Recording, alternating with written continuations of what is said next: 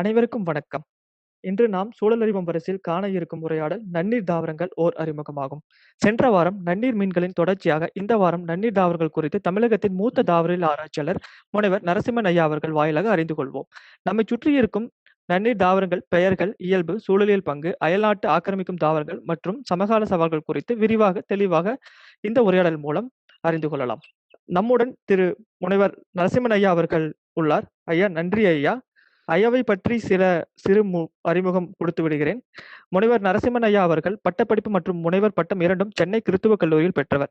பல்லுயிர் சூழல், தாவர வகை பிரித்தல், தாவர தொடர்பியல், மருத்துவ தாவரங்கள் மற்றும் தாவர உடற்கூறியல் ஆகியவற்றில் நிபுணத்துவம் பெற்றவர். 25 ஆண்டுகளுக்கு மேலாக பேராசிரியராக பணியாற்றியுள்ளார். 60க்கும் மேற்பட்ட ஆய்வுக் கட்டுரைகள் வெளியிட்டுள்ளார். தாவர பன்முகத்தன்மை, மனித நலம் மற்றும் பாதுகாப்பு என்ற தலையிலான கருத்தரங்கு தொகுதியை திருத்தியுள்ளார்.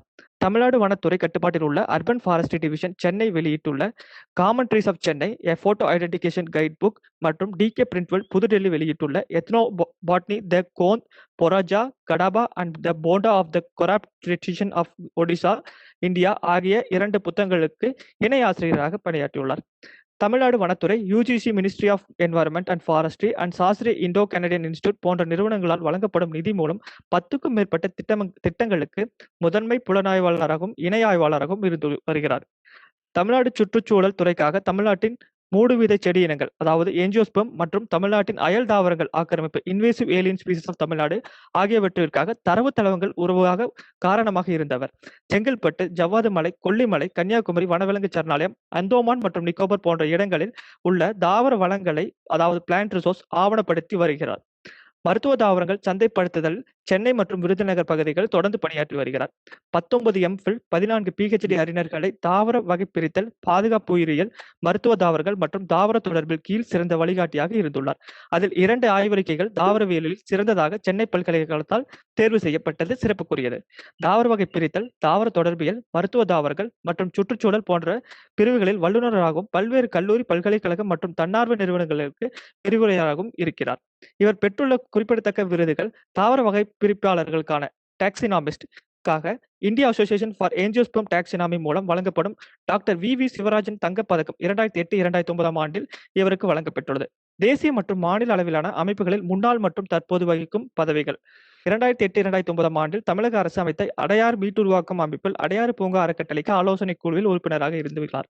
தேசிய பல்லுயிர் ஆணையம் அணுகல் மற்றும் நன்மை பகிர்வு ஆக்சஸ் அண்ட் பெனிஃபிட் ஷேரிங் தொடர்பான நிபுணர் குழுவில் 2011 முதல் இன்று வரை உறுப்பினராக இருக்கிறார்.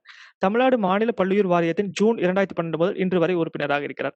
தமிழ்நாடு வனத்துறை ஆராய்ச்சி ஆலோசனை குழு உறுப்பினராக ஜூன் 2012 முதல் இன்று வரை உள்ளார். தேசிய பல்லுயிர் ஆணையத்தில் மருத்துவ தாவரங்கள் குறித்த நிபுணர் குழுவில் 2013 முதல் 2015 வரை உறுப்பினராக இருந்தார். தேசிய பல்லுயிர் ஆணையத்தில் வர்த்தகம் செய்யப்படும் பொருட்களில் நார்மலி ட்ரேடட் கமோடிட்டி குழுவில் உறுப்பினராக உள்ளார். சுற்றுச்சூழல், பாரம்பரியம் மற்றும் புனித தலங்களை பாதுகாத்தல் பற்றிய என்விஸ்-இல் ஆலோசனை குழுவராக 2004 முதல் இன்று வரை இருக்கிறார். Indian institute of settlement Bangalore மூலம் கெங்கேரியில் வளாகத்தில் பசுமையாக்குவதற்கான ஆலோசகராக இருக்கிறார். இது போன்ற பல தளங்களில் தாவரங்கள் குறித்தும் நம் மூலிகைகள் குறித்தும் பரவலாக பணியாற்றி வரும் நரசிம்மன் ஐயா அவர்களை இந்த உரையாடலில் அன்புடன் வரவேற்கிறோம். கலந்து கொண்டமைக்கு மிக்க நன்றி ஐயா. தங்களது உரையை தொடங்கலாம். நன்றி தீபக். நன்றி, உங்களுடைய விரிவான அறிமுகத்திற்கு மிக்க நன்றி. உண்மையிலே தீபக்கு மிகவும் நன்றி சொல்லணும். ஏன்னா தீபக் தான் விடாப்பிடியா என்னை பிடிச்சி நீங்க வந்து பேசியே ஆகணும்னு கிட்டத்தட்ட ஒரு மாசமாக 2 மாசமாக என்னை தொடர்ந்து வந்து இன்றைய நிகழ்ச்சியை அவர் ஏற்பாடு செஞ்சிருக்கிறாங்க. ஆனால் தீபக்கு உண்மையிலேயே ஒரு மிகப்பெரிய நன்றி நான் சொல்லியாக வேண்டிய கட்டாயம். இந்த நன்னீர் தாவரங்கள் ஒரு அறிமுகம், இது கிட்டத்தட்ட ஒரு போன வருடம் திருநெல்வேலியில அந்த பல்கலைக்கழகத்துல ஏற்றியும் திருநெல்வேலியும் அந்த பல்கலைக்கழகம் சேர்ந்து நடத்திய ஒரு கருத்தரங்குல நான் பேசிய ஒரு தலைப்பு. அவ்வளவு விரிவா இன்னைக்கும் ரொம்ப விரிவா பேசுவேன். ஏன்னா நிறைய தாவரங்கள் இருக்கு. எல்லா தாவரங்களையும் நாம் 1 மணி நேரத்துக்குள்ள அடக்கி சொல்றதுங்கிறது ரொம்ப சிரமம். அதனால ஓரளவுக்கு எவ்வளவு பொதுவான தாவரங்களை நாம வந்து அறிமுகப்படுத்திக்கிறோமோ, நிறைய தாவரங்கள் உங்களுக்கு தெரிஞ்சிருக்கலாம், பேர்கள் உங்களுக்கு தெரிஞ்சிருக்கலாம், சிலது உங்களுக்கு தெரியாம இருக்கலாம். எவ்வளவு தூரம் அறிமுகப்படுத்த முடியுமோ அவ்வளவு தூரம் அந்த தாவரங்களை அறிமுகப்படுத்தி அதை எப்படி நாம பார்க்கணும், அதனுடைய என்ன பங்கு வகிக்கிறது இதுல, இந்த மாதிரியான சில விஷயங்களையும் நாம் தெரிஞ்சுப்போம். இந்த தாவரங்கள் வந்து எப்படி நம்மளுடைய இலக்கியங்களோடும் நம்மளுடைய பண்பாட்டோடும் எப்படி வந்து ஒன்றி போய் நிறைய இடங்கள்ல நமக்கு வந்து அது பெரிய விஷயங்களா நமக்கு இருக்குது. பண்பாட்டு, கலாச்சார விஷயங்களா இருக்குதுங்கிறதையும் நம்ம கொஞ்சம் பார்க்கலாம். இந்த நன்னீர் தாவரங்கள் அத பத்தி ஒரு சின்ன விஷயத்த உங்களுக்கு சொல்லியே ஆகணும். ஆ வெட்லேண்ட் அப்படின்னு ஒரு ஒரு ஒரு கலைச்சொல்ல வந்து பயன்படுத்துறோம் பொதுவா. ஆங்கிலத்துல வெட்லேண்ட்ஸ் அப்படின்னு சொல்றோம். ஆனா வெட்லேண்டுக்கு தமிழ்ல மொழிபெயர்த்தவங்க வந்து ஈரநிலங்கள் அப்படின்னு மொழிபெயர்த்தாங்க. அத வந்து அப்படியே அப்பட்டமான ஒரு மொழிபெயர்ப்புன்னு சொல்லலாம். அது சரியான மொழிபெயர்ப்பா அப்படின்னா, என்ன பொறுத்தவரைக்கும் இல்லன்னு தான் சொல்லுவேன். ஈரநிலங்கள்னா எல்லாமே ஈரநிலம் தான். சென்னையில மழை பெஞ்சா சென்னை மொத்தம் ஈரநிலம் தான். அந்த ஈரநிலங்கள் அப்படிங்கிறதுக்கு அது எந்த விதத்துல இந்த வெட்லேண்ட்ஸ்க்கு பொருந்தும்னு தெரியும். அதே மாரி வெட்லேண்ட்ஸ் இன்னும் சில பேர் வந்து அது மருத நிலம் அப்படின்றாங்க. வெட்லேண்டுங்கிற அந்த ஒரு அறிவியல் பூர்வமான அந்த கருத்துருவாக்கத்துக்கு வெறும் மருத நிலம் மட்டுமே அதுக்குள்ள அடங்காது. அதையும் மீறி உவர் நிலங்கள் இருக்குது, மற்ற வகையான நிலங்கள் இருக்குது. இதுவெல்லாம் சேர்ந்து தான் வெட்லேண்ட்ஸ்ன்னு பொதுவான ஒரு பெயரா அழைக்கிறாங்க. அதனால அது வந்து மிகப்பெரிய ஒரு விளக்கமுள்ள ஒரு சொல் வெட்லேண்டுங்கிறது. இங்க நம்ம நன்னீர் தாவரங்கள் எதை எடுத்துக்கிறோம்னா, பொதுவா நீர்நிலைகள். நீர்நிலைகள் வந்து நன்னீர் நிலைகள் இருக்குது, உவர் நீர் நிலைகள் இருக்குது. இந்த நாம இப்ப பார்க்கும்போது நன்னீர் நிலைகள் தான். இந்த நன்னீர் நிலைகள் பொதுவா எல்லாமே இது வந்து மருத நிலத்தோடு சம்மந்தப்பட்டவை தான். நீங்க தமிழ் இலக்கியம் படிச்சவங்களுக்கு ஒரு பாடல் நினைவுக்கு வரலாம். அதாவது கம்பர் எழுதிய தனிப்பாடல்னு சொல்லி எங்களுக்கெல்லாம் அத பள்ளியில அறிமுகப்படுத்துனாங்க. இப்ப அதெல்லாம் பசங்க படிக்கிறாங்களான்னு தெரியல. "தண்டலை மயில்களாட, தாமரை வழக்கம் தாங்க, கொண்டல்கள் முழவி நீங்க, குவளை கண்விழித்து நோக்க, தெண்டிரை எழினி காட்ட, தேம்பிழி மகரை ஆழின், வண்டுகள் இனிது பாட, மருதம் வீற்றிருக்கும் மாதோ." இதுதான் அந்த பாடல். இந்த பாடல்ல ஒரு நீர்நிலையை சுற்றி நடக்கிற ஒரு அந்த அந்த நீர்நிலையை சுற்றி நடக்கிற நிகழ்வுகளை ஒரு நாடகம் போன்று உருவகித்து இந்த பாடல் வந்து எழுதப்பட்டிருக்கிறது. அவ்வளவு அருமையான கற்பனை வளத்தோடு எழுதப்பட்ட ஒரு பாடல். இந்த இந்த பாடலை படிச்சு புரிஞ்சுக்கிட்டவங்க, ஒரு நீர்நிலையை சுற்றி என்னெல்லாம் இருக்குது அப்படின்றத நம்ம சுலபமா புரிஞ்சுக்கலாம். அதுலயும் சில தாவரங்கள் சொல்லியிருக்கிறாங்க. குவளை சொல்லியிருக்கிறாங்க, தண்டலை அது தாமரை சொல்லியிருக்கிறாங்க. இதெல்லாம் சொல்லியிருக்கிறாங்க. ஆனா அதையும் மீறி நம்ம நன்னீர்ல நெறைய தாவரங்கள் இருக்குதுங்கிறத நாம இன்னைக்கு புரிஞ்சுக்க போறோம். பொதுவா நம்ம நீர்நிலைனாவே நமக்கு நினைவுக்கு வர்றது வந்து தாமரையும், அல்லியும் தான். மற்ற தாவரங்கள் வந்து நம்ம பெருசா நம்மளுடைய கவனத்தை கவர்வதோ, அல்லது பெரிதாக நம்மளுடைய கலாச்சாரம், பண்பாட்டுக்குள்ள உள்ள வர்றதோ, அ அதற்கான இடங்கள் ரொம்ப குறைவு. ஆனா தான் நன்னீர் தாவரங்கள்னாவே நம்ம அல்லி, தாமரையோட நிறுத்திக்கிறோம். அதுதான் அந்த பாடலும் நமக்கு நினைவூட்டுது. அடுத்தது, கிட்டத்தட்ட இவ்வளவு வகையான நன்னீர் தாவர குடும்பங்கள் நமக்கு இந்தியாவுல இருக்கு. இந்த நன்னீர் தாவரங்களை பற்றி சி.டி. குக் அப்படிங்கிறவர் ஒரு பெரிய புத்தகம் இந்தியாவில் உள்ள நன்னீர் தாவரங்கள், இந்திய நன்னீர் தாவரங்கள் பத்தி வெட்லேண்ட் அவர வந்து நன்னீர் மட்டும் இல்ல வெட்லேண்ட் பொதுவா எல்லாத்தையும் சேர்த்து தான் சொல்றாரு. அந்த மாதிரியான ஒரு அ புத்தகம் நமக்கு இருக்குது. இன்னைக்கும் இருக்குது. கிட்டத்தட்ட ஒரு 700 800 தாவரங்கள அவர் குறிப்பிடுறார். இந்தியா முழுக்குமே அ இந்த மாரி நிலங்கள்ல வளரக்கூடிய தாவரங்களை பற்றி குறிப்பிடுறார். அது ஒண்ணு தான் நமக்கு இன்னைக்கு ஒருங்கிணைத்து திரட்டி நமக்கு இப்ப நமக்கு படிக்கவும், அதை பத்தி பார்க்கவும் கிடைக்கிற ஒரே ஒரு ஆவணம். இந்த தாவரங்களை பத்தி. மற்ற அதுக்கப்புறம் தமிழ்நாட்டுல இத பத்தி ஒரு பெரிய இன்னும் ஒரு தொகுக்கப்பட்ட ஆவணம் இன்னும் வரல. அத செய்யணும். செய்ய வேண்டிய அவசியமும் இருக்குது. இத்தனை குடும்பங்கள் இதுல இருக்குது. ஆ நான் ஒவ்வொன்னா பெயர் சொல்லி படிக்க விரும்பல. இதெல்லாம் வந்து உங்களுக்கு தாவரவியல் பெயர்கள். ஆனா இது நெறைய குடும்பங்கள் நீங்க பார்த்திருக்கலாம். நெறைய குடும்பங்களுடைய உதாரணங்களை நீங்க பார்த்திருக்கலாம். அதனால அ அந்த இத பத்தி நம்ம படங்களோட பார்க்கும்போது உங்களுக்கு இன்னும் கொஞ்சம் புரியும். அடுத்தது, இப்ப நான் ஏற்கனவே சொன்ன மாதிரி சில வரையறைகள், அதாவது டெஃபினிஷன்ஸ். இப்ப நீர்வாழ் தாவரம் எது? சதுப்பு நில தாவரம் எது? இந்த இந்த வெட்லேண்ட்லயே நெறைய விதமான அ இது இக்காலஜிக்கல் ஜோன்ஸ வந்து குறிப்பிடுறாங்க. இதெல்லாம் ஒவ்வொன்னும் என்னென்ன? இந்த தாவரங்கள் என்னென்ன? அப்படிங்கிற அந்த வரையறை வந்து நமக்கு இன்னும் தெளிவா வரணும். இன்னும் கூட மேம்படுத்தி செய்ய வேண்டிய வேலை இருக்குது. ஆ அதுக்கு வந்து நம்ம எல்லாமே சேர்ந்து தான் செய்யணும். அது யாரோ தாவரவியல் அறிஞர்கள் மட்டுமே செஞ்சுருவாங்கன்னா, அவங்களுக்கு வந்து முழுசா எல்லாமே புரிஞ்சுருச்சான்னா அது கிடையாது. அதே மாரி சூழல் அறிஞர்கள் மட்டுமே செஞ்சுருவாங்கன்னா, அவங்களுக்கு வந்து தாவரவியல் தெரியாது. ஏன்னா 2மே 2 கிட்டத்தட்ட 2 வேறு பாதையில பயணிக்கிற சப்ஜெக்ட்டா போச்சு. அதனால வந்து 2 பேரும் ஒருங்கிணைந்து ஒர்க் பண்றதுங்கிறது ரொம்ப அருகிதான் இருக்குது. அதனால தான் இந்த மாரி இலைகள்ல தாவரவியலாளர்களும் சரி, சூழலியலாளர்களும் சரி, பொதுமக்களும் சரி, உங்களை போன்ற ஆர்வலர்களும் சரி, எல்லாமே சேர்ந்து இணைந்து சில வரையறைகளை நாம் செய்ய வேண்டிய கட்டாயத்துக்கு இன்னைக்கு ஆளாகியிருக்கிறோம். அது செய்ய வேண்டிய ஒரு விஷயம் அடுத்தது. அதே மாரி இன்னைக்கு நமக்கு நீர்வாழ் தாவரம் தனிப்பட்ட ஒரு ஒரு ஒரு பட்டியல் இருக்குதான்னா, இதுவரைக்கும் நம்ம தமிழ்நாட்டுக்கு அத உருவாக்கல. இன்னைக்கு இருக்கிற பட்டியல் எல்லாமே நம்ம 2த்துக்கும் அதாவது வகைப்பாட்டாளர்களும் சரி, சூழலியல் அறிஞர்களும் சரி 2த்துக்கும் உள்ள ஒத்துப்போன கருத்துக்கள் மற்றும் வேறுபாடுகள் மூலம் கிடைத்த ஒரு லிஸ்ட் நம்மகிட்ட இருக்குது. அதுதான் நம்ம கிட்ட இருக்கிற இன்னைக்கு இருக்க தாவரவியல், நன்னீர் தாவரங்களுடைய பட்டியல்.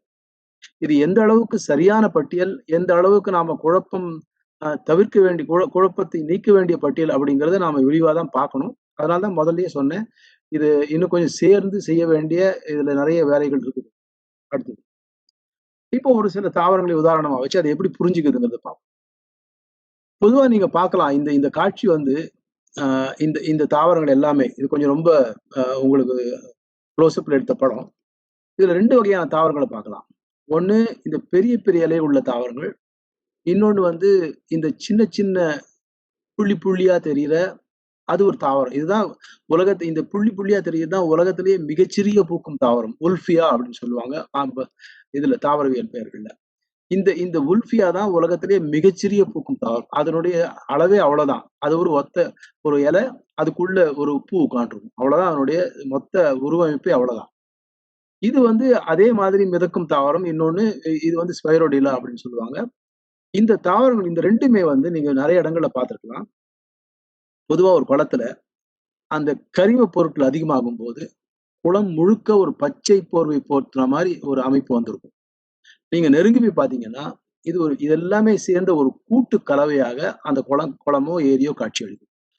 ஸோ அது வந்து நெறைய இடங்கள்ல நீங்க பார்க்குற ஒரு சாதாரண காட்சியா இருக்கும். குறிப்பாக அ வெயில் காலங்கள் நெருங்கும் போதோ, அல்லது வந்து அந்த தண்ணீர் குறைஞ்சு அதனுடைய கரிமப் பொருட்கள் அதிகமாகும் போதோ, இது வழக்கமா நடக்கிற ஒரு இது. அந்த அளவுக்கு உடனே இது வந்து இனப்பெருக்கம் செஞ்சு குளம் முழுக்க பரவிடும். சில சமயம் அந்த குளத்தினுடைய தன்மை, நீரின் தன்மைய கூட இதை மாற்றக்கூடிய ஒரு நிலைமை உண்டு. அடுத்தது. இதுவும் அதேதான். இதுல இதையும் உல்ஃபியாவும் இருக்கு. லெம்னான்னு இன்னொரு சொல்லக்கூடிய இன்னொரு தாவரம் இருக்கு. இதையெல்லாம் இப்ப இப்ப நீங்க இதுல பார்த்தீங்கன்னா, சின்ன சின்ன பச்சை புள்ளிகள். இது இங்க இந்த இதெல்லாம் வந்து உல்ஃபியான்னு சொல்லக்கூடிய அந்த ஏற்கனவே சொன்ன மாரி சின்ன பூக்கும் தாவரம். இதுக்கு மேல கொஞ்சம் கொஞ்சம் இந்த மாரி 2, 2 இலைகளா இருக்கிறதெல்லாம் லெம்னான்னு சொல்லக்கூடிய ஒரு தாவரம். இவற்றுக்கெல்லாம் ஏன்னா நெறைய தாவரங்களுக்கு இன்னும் நாம வந்து அ தமிழ் பெயர்கள் இருக்குதான்னா, இன்னும் இல்லைன்னு தான் சொல்லணும்.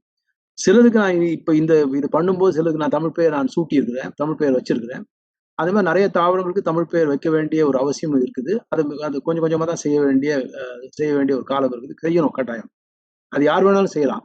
ஆனா அத புரிஞ்சு செய்யணும். தாவரத்தை புரிஞ்சு, நம்ம தமிழ்ல தாவரவியல் பெயர்கள் எப்படி இடப்படுகின்றன அப்படிங்கிறதையும் புரிஞ்சு 2த்தையும் சேர்ந்து தான் செய்யணும். அப்பதான் வந்து அந்த பெயர் வந்து நமக்கு வழக்குக்குள்ள போற ஒரு மக்கள் வழக்குக்குள்ள போற, மக்கள் புரிஞ்சுக்கிற மாரியான ஒரு பெயரா இருக்கும். இதே மாரி இந்த இது கூட பொதுவா அந்த கரிமங்கள் அதிகமாகும்போது, ஆர்கானிக் மேட்டர் சொல்வது. ஆர்கானிக் மேட்டர் ஒரு தண்ணீர் அதிகமாகும்போது, இவை எல்லாமே மிக பெரிய அளவுக்கு இனப்பெருக்கம் செய்து, அந்த நீர்நிலையையே நம்ம வந்து ஒரு பச்சை போர்வை மாரி போத்தி, முழுக்க முழுக்க அது அது பண்ணிடும். அப்படி வரும்போது, இந்த அ தாவரங்கள், அதுவும் வந்து நீர்நிலையினுடைய தன்மையை மாற்றக்கூடிய ஒரு இருக்கு. ஒரு ஒரு சூழல் இருக்கு. அடுத்தது. இது பொதுவா நீங்க நெறைய இடங்கள்ல பார்த்திருக்கலாம். அ இந்த தாவரத்த. நெறைய நீர்நிலைகள்ல, எப்பேற்பட்ட நீர்நிலை இது வந்து ஒரு கால்வாய். பள்ளிக்கரணை பக்கமா ஓடுற ஒரு கால்வாய். நீங்க நீ ஒரு குளமா இருந்தாலும் சரி, ஒரு ஏரியா இருந்தாலும் சரி, அல்லது ஒரு சில இடங்கள்ல ஒரு குட்டைகளா இருந்தாலும் சரி, நெறைய இடங்கள்ல பார்த்திருக்கலாம். இது முழுக்க முழுக்க இப்படி வந்து ஒரு நீர்நிலையை ஆக்கிரமிக்கக்கூடிய ஒரு தாவரம். இது என்னன்னா வள்ளிக்கிழங்கு ஃபேமிலி. வள்ளிக்கிழங்கு குடும்பத்தை சேர்ந்தது. வள்ளைக்கீரைன்னு சொல்லி நம்ம மக்கள் அதுக்கு ஒரு வழங்குறாங்க அதுக்கு பேர். வள்ளைக்கீரைன்னு சொல்லி பொதுமக்கள் வழங்குறாங்க. இது இதனுடைய பார்த்தீங்கன்னா, வள்ளைக்கீரை எப்படின்னா, இந்த வள்ளைக்கீரை வந்து நம்ம மக்கள் பொதுவா நகரப்புற மக்கள், கிராமப்புறங்கள்ல இருக்கிற மக்கள் இந்த இலைகளை பறிச்சுட்டு போவாங்க. இந்த இலைகள கிள்ளி கிள்ளி பறிச்சுட்டு போவாங்க. ஏன் அப்படின்னு பார்த்தீங்கன்னா, அது வந்து இன்னைக்கு சந்தையில ஒரு கீரையாக சந்தைப்படுத்தப்பட்டு வருகிறது. ஸோ அந்த அளவுக்கு இந்த நீர்நிலை தாவரங்கள்னால, நன்னீர் தாவரங்கள்னால மக்களுக்கு ஒரு பொருளாதார பயனும் இருக்குது. அவங்களுடைய வாழ்வாதாரத்துக்கு சில சமயம் இது மிக முக்கியமான தாவரங்களாவும் இருக்குது. இந்த கீரையை படித்துக்கொண்டு அதன் மூலமாக ஓரளவுக்கு காசு சம்பாதிக்கிறவங்களும் நம்ம கிராமப்புறங்கள்லயும் சரி, நகர்ப்புறங்கள்லயும் சரி நெறைய பேர் இருக்காங்க. காலையில இந்த இலைகளை பறித்து, அதை சந்தைக்கு கொண்டு போய் அ அத மார்க்கெட் செய்யறதுங்கிறது ஒரு வழக்கமா நெறைய பேருக்கு இங்க இருக்குது. இங்க சென்னையிலயும் அது நெறைய பேர் பறிச்சுட்டு போறாங்க. சென்னையில நெறைய பேர் வாங்குறாங்க. ஆனா, என்ன இதுல ஒரு சிக்கல்னா, இந்த இந்த சில கீரைகள், அதாவது வழக்கமான நம்ம சிறுகீரை, முளைக்கீரை, அந்த அரக்கீரை இந்த மாரி கீரைகளை தவிர, இந்த கீரைகளை சமைப்பதற்கும், இந்த கீரைகளை அதை எப்படி பக்குவப்படுத்தி சமைக்கணுங்கிறதுக்கும், அந்த இது நமக்கு தெரியறதில்ல. ஆனா நெறைய பேர் அத வாங்குறத தவிர்த்துடுறாங்க. இன்னொரு சிக்கலும் இருக்குது. இந்த கீரைகள் பொதுவாக நமக்கு மாசுபட்ட தண்ணீல அதிகமா வளரும். அதனால இந்த கீரையை நம்ம அப்படியே சாப்பிடுறதுங்கிறதும் நமக்கு நம்மளுடைய இந்த நீர்ல இருக்கிற நெறைய மாசுகள் இந்த கீரை மூலமா நம்ம உடலுக்குள்ள சேர்றதுக்கு வாய்ப்பு இருக்குது. ஒரு நல்ல குளத்துல வளர்ந்த கீரைன்னா, நம்ம தாராளமா இந்த வெள்ளைக்கீரைய வாங்கி சாப்பிடலாம். மாசடைந்த பள்ளிக்கரணை மாரி ஒரு மிகவும் மோசமான மாசடைந்த ஒரு இடமா இருந்தா, இந்த கீரைய நம்ம வாங்குவத பத்தி கொஞ்சம் யோசிக்கணும். அடுத்தது, தமிழ்நாடு பூரா காலையிலயும் தீபக்கோட ஒரு அவர் பேசிருக்கும்போது, அவரும் இதே மாரியான ஒரு கருத்து தான் இருந்தாரு. இப்ப இந்த படம், இதுதான் வழக்கமா தமிழ்நாடு பூரா பொன்னாங்கண்ணி அல்லது நெறைய நகரங்கள்ல இதுதான் பொன்னாங்கண்ணின்னு அறியப்பட்ட ஒரு தாவரம். நீங்க எது பொன்னாங்கண்ணின்னு கேட்டீங்கன்னா, இததான் சொல்லுவாங்க. ஏன்னா மக்கள் இந்த இந்த உண்மையான பொன்னாங்கண்ணிய மறந்துட்டாங்க. இன்னைக்கு சந்தையில இது வர்றதில்ல. மார்க்கெட்ல இது சுத்தமா கிடையாது. இந்த பொன்னாங்கண்ணிங்கிறது கிட்டத்தட்ட ஒரு 100 வருடங்களுக்கு முன்னாடி இந்தியாவுல ஏதோ ஒரு காரணத்தால அறிமுகப்படுத்தப்பட்ட ஒரு தாவரம். இன்னைக்கு இது ஒரு மிகப்பெரிய ஒரு ஆக்கிரமிப்பு தாவரமாயி போச்சு. Invasive species. எல்லா நீர்நிலைகளையும் ஆக்கிரமித்து இந்த தாவரம் நெறைய இடங்கள்ல வளருது. இது வளர்றது நல்ல நீர்நிலைகள் மட்டும் இல்லாம, எங்கெல்லாம் மாசடைந்த நீர்நிலைகள் இருக்குதோ, சாக்கடை அல்லது எங்கெங்கெல்லாம் சாக்கடைகள் கலந்த நீர்நிலைகள், எல்லா நீர்நிலைகளும் ரொம்ப மகிழ்ச்சியா, ரொம்ப வளமா வளருது. இந்த கீரைய தான் நாம நெறைய இடங்கள்ல கொண்டு விக்கிறாங்க. இப்ப இன்னைக்கு சென்னை பகுதிகள்ல இத வளர்க்கவே ஆரம்பிச்சுட்டாங்க. நெறைய இடங்கள்ல இந்த தண்ணி ஊத்தி வளர்த்து அத கீரையா கொண்டு வர அளவுக்கு இது அ இந்த கீரைய புறந்தள்ளிடுச்சு. அதாவது நமக்கு தமிழ்ல ஒரு பழமொழி இருக்குது. "ஒண்ட வந்த பிடாரி ஊர் பிடாரிய விரட்டுதுன்ன" மாரி. சோ இது இப்ப ஒண்ட வந்த பிடாரி. ஆனா இன்னைக்கு இந்த ஊர் பிடாரிய இன்னைக்கு காணோம். இன்னைக்கு ஆனா என்ன இதுக்கும் என்ன வித்தியாசம்? இதுவும் கீரை தானே, இதுவும் கீரை தானே. 2ம் ஒரே பேரினத்தை சேர்ந்த கீரை தானே. எல்லாமே ஆல்டர்னேட்டிவா தானே. ஒரு சின்ன அ இது ஸ்பெல்லிங் மிஸ்டேக் இருக்குது. இது ஆல்டர்னேட்டிவா. ஆ 2மே கீரை தானே. இந்த கீரைக்கு ஏன் நாம வித்தியாசம் பார்க்கணும்னு நீங்க கேட்கலாம். ஆனா இந்த கீரையில இருக்கக்கூடிய அண்மையில ஒரு மாணவி ஆய்வு மாணவி இது 2த்தையும் ஒப்பிட்டு படிச்சாங்க. இந்த கீரையில இருக்கக்கூடிய சில நல்ல குணங்கள், நல்ல சத்துக்கள் இந்த கீரையில கிடையாது. உதாரணமா இதுல வைட்டமின் சி நெறைய இருக்குது. வேற சில சத்துக்களும் இதுல நெறைய இருக்குது. அது இந்த கீரையில மிக மிக குறைவு. அப்படி பார்க்கும்போது, ஏன் நாம இது பொன்னாங்கண்ணின்னு சொல்லி நம்மளுடைய சித்த மருத்துவத்திலும் சரி, மற்றபடி நம்மளுடைய பாரம்பரியத்திலும் சரி, இந்த இந்த கீரைய ஏன் அவ்வளவு புகழ்ந்து பேசுறோம்? இதை சாப்பிடும்போது ஏன் உடம்பு நல்ல திடப்படுது, உடம்பு நல்ல ஆரோக்கியமா இருக்குதுன்னு சொல்லி, இந்த கீரைய பத்தி நாம ஏன் அதிகமா பேசுறோம் அப்படின்னா, இதுல இருக்கக்கூடிய அந்த மருத்துவ இதுவும் அதனுடைய மருத்துவ பயன்களும் தான். இந்த கீரையில அந்த அளவுக்கு அந்த மருத்துவ பயன்கள் கிடையாது. அதுவும் இல்லாம ஏற்கனவே வள்ளிக்கீரைக்கு சொன்ன அதே பிரச்சனை தான் இதுக்கும் இருக்குது. இது நெறைய மாசடைந்த நீர்ல இருந்து வளர்றதுனால, மாசடைந்த நீர் மூலம் வளர்க்கப்படுறதுனால, இந்த கீரையில எல்லா ஹெவி மெட்டல்ஸும், லெட்டு போன்ற எல்லா ஹெவி மெட்டல்ஸும் இந்த கீரைக்குள்ள இருக்குது. கண்டுபிடிச்சிருக்கு அந்த மாணவி ஆய்வுல கண்டுபிடிச்சிருக்கிறாங்க. ஸோ அந்த அளவுக்கு அ ஹெவி மெட்டல்ஸ் இதுல சேர்த்து வைக்கிறதுனால, இது தண்ணீலருந்து உறிஞ்சி இது சேர்த்து வச்சுக்கும். ஸோ இந்த இத்தனை ஹெவி மெட்டல்ஸும் நம்ம இந்த கீரையா உண்ணும்போது நம்மளுடைய உடலுக்குள்ள போறதுனால, நமக்கு மிகப்பெரிய தீங்கு நேரலாம். ஏன்னா இதெல்லாம் கொஞ்சம் கொஞ்சமா உடம்புல சேர்ந்து அக்யூமுலேஷன், பயோ அக்யூமுலேஷன்பாங்க. இது ஒரு நாள் கீரைய சாப்பிட்டா உடனே அப்படியே ஆயிடுமான்னு நினைக்க வேண்டியது. நீங்க தொடர்ந்து இந்த மாசடைந்த நீர்ல வளரக்கூடிய இந்த மாரியான கீரைகளை சாப்பிடுவது மூலமாக, உங்களுக்குள்ள அது கொஞ்சம் கொஞ்சமா சேர்ந்து, ஒரு ஒரு அளவு அது சேர்ந்த உடனே உங்களுக்கு பிரச்சனைகள் உண்டு பண்ணும். அதனால இந்த மாதிரி இத நம்ம நமக்கு நிச்சயமா இது நல்ல தண்ணி ஊத்தி வளர்க்குறாங்க அப்படின்னு தெரியாத பட்சத்துல, இந்த சீமை பொன்னாங்கண்ணிய நாம தவிர்த்துடலாம். ஆனா இன்னைக்கு நகர்ப்புறங்கள்ல இது ரொம்ப அ ரொம்ப என்ன சொல்றது? ரொம்ப பிரபலமான ஒரு கீரை ஆயிப்போச்சு. ஏன் அப்படின்னா, இந்த கீரையை கீரைய ஆயறதுன்னுவாங்க நம்ம ஊருங்க. அதாவது கீரைய ஆயறதுன்னா, கீரைய கிள்ளி, இலைகளை மட்டும் தனியா எடுத்து, அல்லது இளந்தண்டுகள மட்டும் தனியா எடுத்து, பூக்கள எல்லாம் எடுத்து தனியா போட்டு, அந்த இளந்தண்டுகளையும் கீரையும் மட்டும்தான் நம்ம வந்து கீரையா கடைவோம். அப்படி ஒரு செய்யும்போது, இதுல கிள்றதும், தண்டுகளை பிரிக்கிறதும் மிக மிக சுலபம். ஏன்னா எல்லாம் நீள நீளமான இலைகள், எல்லாம் கொஞ்சம் சதைப்பற்றுள்ள இலைகள். இதுல பண்றதுங்கிறது ரொம்ப சிரமம். நம்ம இல்லத்தரசிகளும் சரி, நம்ம அத சமைக்கிற இல்லத்தரசர்களும் சரி, இந்த இந்த இந்த ஒரு ஈசினஸ்ஸுக்காக, இந்த ஒரு சுழுவுக்காக இந்த கீரைக்கு இப்ப நம்ம மாறிட்டோம். அது வந்து எந்த அளவுக்கு நல்லது அப்படிங்கிறது இனி போக போக வர மக்களுடைய ஆரோக்கியம் தான் நமக்கு பதில் சொல்லணும். அடுத்தது ஜம்பு, ஜம்பை அல்லது ஜம்பு எப்படி வேணாலும் வச்சுக்கலாம். இதுவும் வந்து நமக்கு ஒரு வெளிநாட்டு தாவரம் தான். இப்ப நெறைய நீர்நிலைகள் இத ஆக்கிரமிச்சிருக்கு. ஆனா ஆக்கிரமிச்சாலுமே இது வந்து நம்ம ஒரு கலாச்சாரத்தோட இப்ப வந்து பின்னிடுச்சு.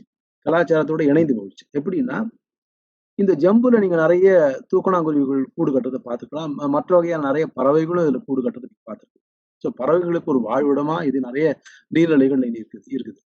ஆனா இது நீர்நிலைய வந்து மொத்தமா எடுத்து ஒரு ஆக்கிரமிப்பு பண்ணும்போது, அ அந்த நீரினுடைய அளவு குறைஞ்சு, அந்த நீர்நிலையுடைய தன்மை மாறுறதுக்கு வாய்ப்பு இருக்கு. அதே சமயத்துல இந்த இலைகளை பயன்படுத்தி, நெறைய இடங்கள்ல இன்னைக்கு அது ஒரு மிகப்பெரிய ஒரு தொழிலாவே நடக்குது. இந்த இலைகளை வந்து வெட்டி கொண்டு போய், அதை வைத்து தட்டி செய்வதுங்கிறது ஒரு சாதாரணமா இருக்கிற நிகழ்வு. நெறைய நகர்ப்புறங்கள்லயும் சரி, கிராமப்புறங்கள்லயும் சரி, இந்த ரம்பை தட்டிங்கிறது நெறைய இடங்கள்ல விக்கிறாங்க. இப்ப நம்ம எப்படி திரைச்சீலை போடுறோமோ, அந்த மாரி ஜன்னலுக்கு வந்து இத ஜன்னலுக்கு முன்னாடி இத தொங்க விடும்போது, வெயிலினுடைய தாக்கம் வந்து மிகவும் குறையும். இன்னொன்னு இது வந்து நீர் வந்து உள்ள விடாது. மழைக்காலங்கள்லயும் வந்து உள்ள தண்ணி வராம இருக்கிறதுக்கும் தடுக்கும். ஸோ 2 வகையிலுமே வந்து ஒரு மிகச்சிறந்த ஒரு தட்டியாக பயன்படுது. மிகச்சிறந்த ஒரு தடுப்பாக பயன்படுகிறது. அந்த வகையில தான் சொல்றேன். இது வந்து நமக்கு வெளிநாட்டு தாவரமாக, ஒரு ஆக்கிரமிப்பு தாவரமாக இருந்தாலும், நமது பறவைகளுக்கும் அல்லது நம்ம சூழலுக்கும் ஒரு உகந்த ஒரு விஷயமா இருக்கிறதுனால, இது வந்து நம்மளுடைய கலாச்சாரத்தோட பின்னி இணைந்திருக்கு. அந்த மாரி நெறைய வெளிநாட்டு தாவரங்கள் நம்முடைய கலாச்சாரத்தோட இணைந்து பரிணமிக்கிற அல்லது பயணிக்கிற தாவரங்கள் நெறைய இருக்குது.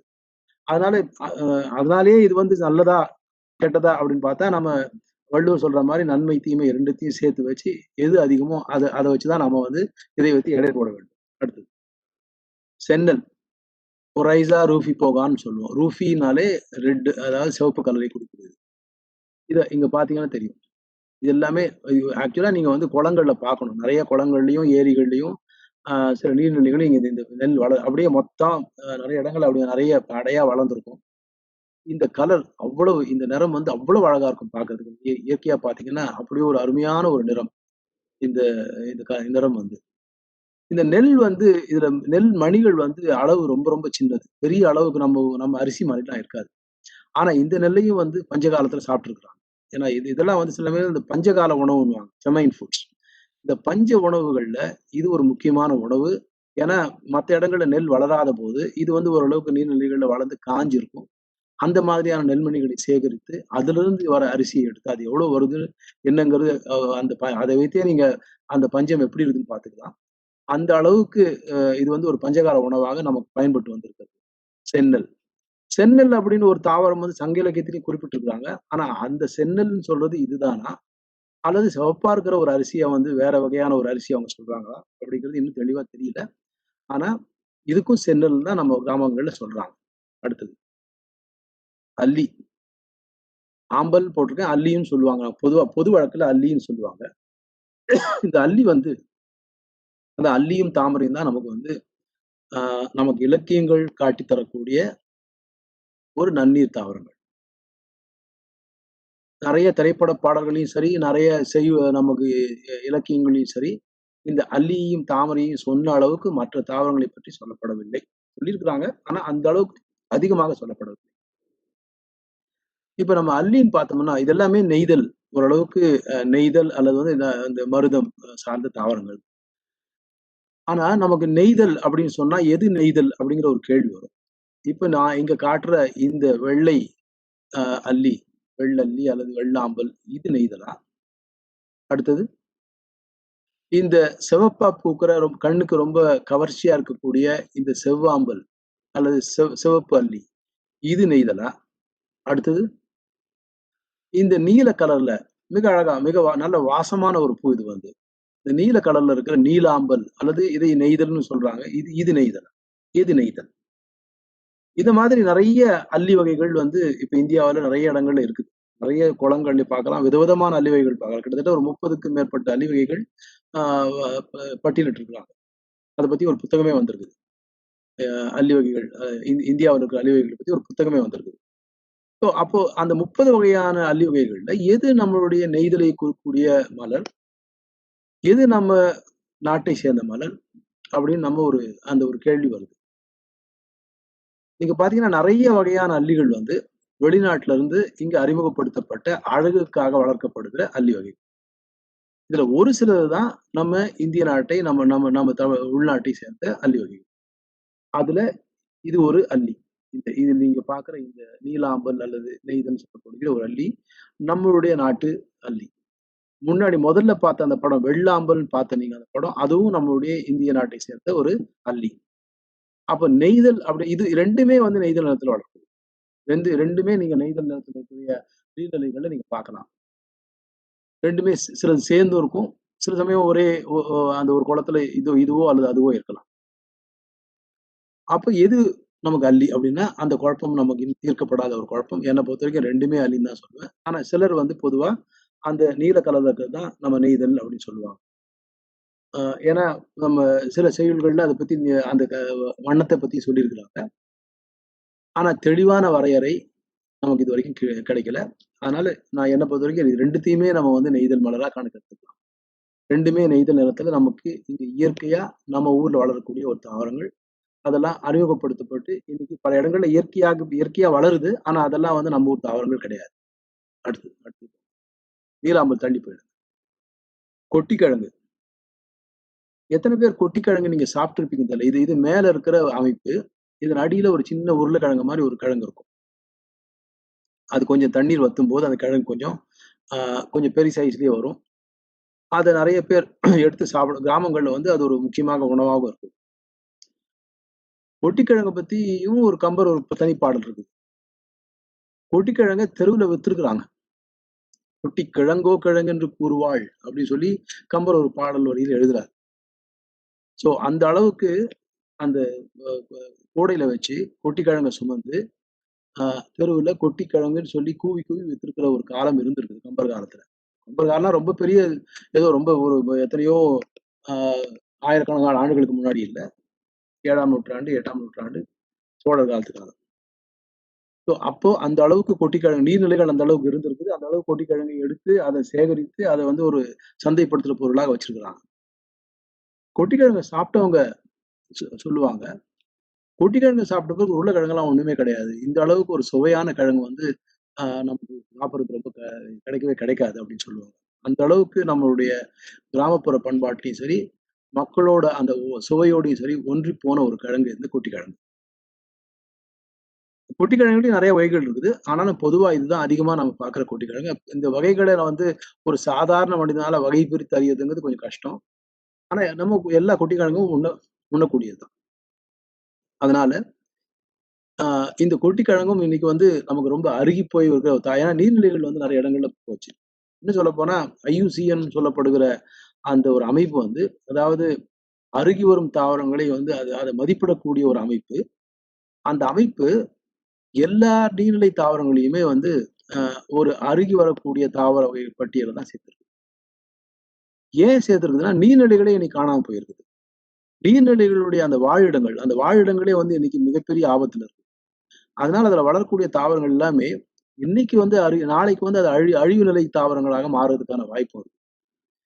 இன்னைக்கு ஏற்கனவே இங்க சென்னையில சுத்தி நெறைய இடங்கள்ல ஒரு சில கொட்டிக்கிழங்கு சிற்றினங்கள் வந்து எடுத்திருக்கிறாங்க. ஆனா இந்த கொட்டிக்கிழங்கு அந்த சிற்றினங்கள்லாம் இன்னைக்கு சென்னையில இல்ல. ஏன்னா அந்த நீர்நிலைகள்லாம் அதனுடைய தன்மையே மாறிப் போய், அல்லது நீர்நிலைகளே இல்லாமல் போய், அ இந்த இந்த இந்த இனமே அழிஞ்சு போயிருக்கு சென்னைய சுத்தி. வேற இடங்கள்ல சில இடங்கள்ல இருக்குது. ஆனா அந்த மாரி ஒவ்வொரு இடத்துலயும் இந்த பிரச்சனை வர்றதுனால, இந்த நீர்நிலை தாவரங்கள் வந்து நமக்கு முக்கியமாக பாதுகாக்கப்பட வேண்டிய ஒரு தாவரங்கள்ல ஒன்றா இன்னைக்கு வந்துட்டு இருக்குது. அடுத்து நீர்முள்ளி. இந்த பெயரே சொல்லுது உங்களுக்கு அது வந்து ஒரு நீர்நிலை தாவரம் நீர்மூழ்கி. ஆனா நீர்நிலை தாவரமா இருந்தாலும் இது வந்து ஒரு வறண்ட நில தாவரத்துக்கான தகவமைப்போடு தான் இது இருக்கும். முள் இருக்கும். இலையெல்லாம் கொஞ்சம் வறண்ட இலை மாரி இருக்கும். ஆ இந்த பூக்கள் மிக அழகா இருக்கும். இது வெள்ளையா இருக்குது. இதுல நீல கலர்ல வர ஒரு பூவும் இருக்குது. அது நீல கலர்ல வர்றது தான் அதிகமா நம்ம பார்க்குறோம் நீர்மூழ்கில. இந்த நீர்மூழ்கி வந்து மிகப்பெரிய ஒரு சித்த மருத்துவத்துல பயன்படக்கூடிய ஒரு மூலிகை. இந்த விதைகளுக்கு ஒரு தன்மை இருக்குதா சொல்லுவாங்க.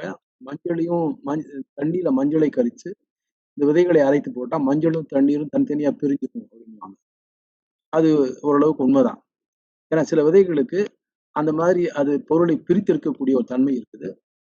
அது கொயாகுலேஷன். அதாவது அத வந்து அது தனியா பிரித்து அதை படிவு தன்மை கொடுக்கக்கூடிய தன்மை வந்து சில விதைகளுக்கு, அதுவும் குறிப்பா நீர்நிலை தாவர விதைகளுக்கும், மற்ற விதைகளுக்கும் அந்த தன்மை இருக்குது. நீர்மூழ்கி சித்த மருத்துவத்துல இன்னைக்கு மிகப்பெரிய ஒரு மருந்து. நெறைய பேர் இன்னொன்னு இந்த மூலிகை தாவரங்கள் சேகரிப்பு, அது நீர்நிலை தாவரங்கள், நீர்நிலைகள் வாழக்கூடிய மூலிகை தாவரங்கள் சேகரிப்பு, நெறைய மக்களுக்கு ஒரு மிகப்பெரிய வாழ்வாதாரம் அது இருக்கு. நீர்மூழ்கியினுடைய அ தாவர பகுதியும் சரி, நீர்மூழ்கியுடைய விதைகளும் சரி, நெறைய மக்கள் அதை சேகரித்து, சந்தைப்படுத்தி, அதன் மூலமாக ஒரு வருமானம் எடுத்து, அ அதை வைத்துக்கொண்டு வாழ்வதுங்கிற ஒரு நிலைமையும் இன்னைக்கு இருக்குது. மிகப்பெரிய அளவுக்கு வருமானம் வருதா இல்லையாங்கிறத விட, அவங்களுடைய வாழ்க்கைக்கு ஓரளவுக்கு துணை போகக்கூடிய ஒரு வருமானத்தை இந்த தாவரங்கள் நமக்கு நல்குதுங்கிறது தான் அதுல இருக்கிற உண்மை. அடுத்தது. இது சிற்றாம்பல். சிற்றாம்பல்ங்கிறது சில இடங்கள்ல சொல்லியிருக்காங்க. இது நானும் இந்த பெயர் தான் குடுக்குறேன் இந்த தாவரத்துக்கு. ஏன்னா, இது ஆம்பல் சின்ன பூவா இருக்கும். மிக சின்ன வெள்ளை பூ. அதே சமயத்துல ஒரு அல்லிப்பூ மாரி இருக்கும். நெறைய பேர் இத வந்து இலைய பார்த்தீங்கன்னா, அல்லி இலை மாரியே தான் இருக்கும். அதனால வந்து இத நெறைய பேர் அது ஆம்பல், அது அல்லி அப்டின்னே சொல்லி நினைக்கிறதுக்கு வாய்ப்பு இருக்குது. ஆனா இது 2த்தும் அந்த குடும்பமே தனி. அல்லி குடும்பத்தோட ஒட்டுன குடும்பமே கிடையாது. இது மிகவும் தனியான ஒரு குடும்பம். அதே சமயத்துல ரொம்ப வாசமான ஒரு பூ. இதுல 2 வகையான சிற்றாம்பல் இருக்குது. ஒண்ணு வந்து கொஞ்சம் அந்த இதழ்கள்ல நீள நீள முடி வந்திருக்கும். இன்னொன்னு வந்து அப்படி இல்லாம அ வெறுமனே இருக்கும். 2 வகையான சிற்றாம்பலுமே நம்ம நீர்நிலைகள்ல நீங்க பார்க்கலாம். நிம்பாய்டிஸ்ன்னு சொல்லுவாங்க தாவரவியல்ல. இதுவும் நெறைய ஒரு நீர்நிலை சில நெறைய நேரங்கள்ல நீர்நிலை முழுக்க படர்ந்திருக்கும். அல்லது அல்லியோட சேர்ந்து இணைந்தும் இருக்கும். மற்ற நீர்நிலை தாவரங்களோடு சேர்ந்து இருக்கும். இது வந்து ஒரு ஒரு என்ன சொல்றது? ஒரு ஒரு சமூக ஒரு நீர்நிலை சமூகம்னு சொல்லலாம். இந்த நீர்நிலை சமூகத்துல பல தாவரங்கள் இணைந்தும் இருக்கும். அல்லது ஒரே எப்படி நம்ம ஊர்கள்ல வந்து அ ஒரு சில குறிப்பிட்ட இனங்கள் மட்டுமே அதிகமா கிராமங்கள்ல வந்து இவங்க இவங்க இனம் தான் அதிகம் அப்படின்னு சொல்லுவாங்க. அல்லது சில கிராமங்கள்ல எல்லா இனங்களும் சேர்ந்து இணைந்த கிராமங்கள் இருக்குது. அதே மாதிரியான ஒரு அமைப்பு, சமூக அமைப்பு நீங்க நீர்நிலைகளையும் பார்க்கலாம். அடுத்தது தாமரை. தாமரை வந்து அத நான் ஏற்கனவே சொன்ன மாரி நம்ம இலக்கியங்கள் மிக அதிகமாக போற்றி புகழ்ந்த ஒரு நீர்நிலை தாவரம் வந்து தாமரை. ஏற்கனவே கம்பர் பாடலே அப்படிதான் தொடங்குது. "தண்டலை மயில்கள் ஆட தாமரை விளக்கம் தாங்க" அப்படின்னு. தாமரை வந்து ஒரு விளக்கு போல இருக்குதுன்னு சொல்லி அவர் அழகான ஒரு கற்பனையோட அந்த பாட்டு எழுதியிருக்கிறார். "தாமரை பூத்த தடாகங்களே" அப்படின்னு சொல்லி பாரதிதாசன் எழுதுறார். ஸோ இந்த அளவுக்கு நமக்கு இலக்கியங்கள்ல அந்த காலத்துல இருந்து இந்த காலம் வரைக்கும், இன்னைக்கும் நீங்க திரைப்பட பாடல் பார்த்தீங்கன்னா, தாமரை வந்து நெறைய இடங்கள்ல, நெறைய பாடல்கள்ல தாமரை வந்து சொல்லப்பட்டு ஒரு மிகப்பெரிய ஒரு அழகியல் சார்ந்த ஒரு பூவாக கருதப்பட்டு நெறைய இடங்கள்ல வளருது. தாமரை ஒரு அழகான பூ, சந்தேகம் இல்ல. அதுல நீங்க 2 நிறங்கள்ல பார்த்துருக்கலாம். வெள்ளையும், ஒரு சிவப்பும் கலந்த ஒரு நீங்க 2 நிறங்கள்ல இந்த தாமரைய பார்த்துருக்கலாம். ஆனா இந்த தாமரைங்கிறது அழகான பூவா இருந்தாலும், இது இருக்கிற நீர்நிலைகள்ல வேற எந்த தாவரத்தையும் வளர விடாது. அந்த ஒரு வகையில இதுவும் ஒரு ஆக்கிரமிப்பு தாவரம் தான். இது உள்ளூர் தாவரமா இருந்தாலுமே, இதுவும் ஒரு ஆக்கிரமிப்பு தாவரமா தான் நம்ம கருதணும். வேற எனக்கு தெரிஞ்சு தாமரை குளத்துல வேற அளவுக்கு ஒரு உயிரி பன்மத்தை நான் தாமரை குளத்துல பார்த்ததுங்கிறது ரொம்ப ரொம்ப அ அரிது. ஸோ அந்த அளவுக்கு ஒரு குளத்த நட்டோம்னா, அந்த குளம் முழுக்க நீங்க பார்க்கலாம். தாமரை குளங்கள் பார்த்தீங்கன்னா, தாமரை இலைகள் தான் நிறைந்திருக்குமே தவிர, நடுவுல பூக்கள் வந்திருக்குமே தவிர, வேற எந்த ஒரு தாவரத்தையும் நீங்க தாமரை குளத்துல பார்த்துக்க முடியாது. இந்த பண்பை வைத்துக் கொண்டு தான் இப்ப கன்னியாகுமரியில இது ஒரு மிகப்பெரிய ஒரு வியாபாரம். கன்னியாகுமரி மாவட்டத்துல நெறைய குளங்கள தூர்வாரி, தாமரைய நட்டு வளர்க்குறாங்க. நான் சொல்றது தாமரை செடி. தாமரை செடிய நட்டு வளர்க்குறாங்க. ஏன் அப்டின்னா, இது ஒரு மிகப்பெரிய அவங்களுக்கு ஒரு வாழ்வாதாரம். இந்த தாமரை இலையாகட்டும், தாமரை பூவாகட்டும், தாமரை மொட்டாகட்டும், தாமரை தண்டாகட்டும், எல்லாமே வந்து அ ஒரு மிகப்பெரிய வணிகம். ஆனா தமிழ்நாட்டுல இதுக்கு பெரிய வரவேற்பு இருக்குதோ இல்லையோ, பக்கத்து மாநிலமான கேரளத்துல, நம்ம தமிழ்நாட்டுல இங்கேருந்து எல்லாமே கன்னியாகுமரிலருந்து ஏற்றுமதியாகி, அங்க கேரளாவுக்கு தான் போது. கோயில்கள்ல வளர்க்கறதுக்கும் சரி, அங்க வந்து பூ கட்டி குடுக்குறதுக்கும் சரி, அல்லது வேற மாரியான பொருட்கள், இறைச்சி மாரியான பொருட்களை வந்து கட்டி குடுக்குறதுக்கும் சரி, இந்த தாமரை இலைகள் மிகப்பெரிய ஒரு பேக்கேஜிங் விஷயமா கேரளாவுக்கு அனுப்பப்படுது. பூக்களும் வந்து கோயில்கள்ல ஆஹ் அதை வந்து வணங்கறதுக்கு அல்லது கடவுளுக்கு படைக்கிறதுக்கு இந்த மாதிரியான விஷயங்களுக்கு பூக்களும் வந்து இதுக்கு போயிட்டு இருக்குது கேரளாவுக்கு. ஸோ அதனால என்ன ஆகுதுன்னா குளங்கள் எல்லாமே இப்ப எப்படி நாம ஒரு இடத்துல பயிர் பண்றோமோ, எப்படி நம்ம ஒரு இடத்துல நம்ம மற்ற வணிக பயிர்களை வளர்க்கிறோமோ, அந்த அளவுக்கு இப்ப குளங்கள் எல்லாமே தாமரையை வளர்ப்பதற்கான இடங்களாக கன்னியாகுமரி மாவட்டம் முழுக்க இது இருக்குது. இது சரியா? அப்படின்னு ஒரு கேள்வி நாம எழுப்ப வேண்டியிருக்கு.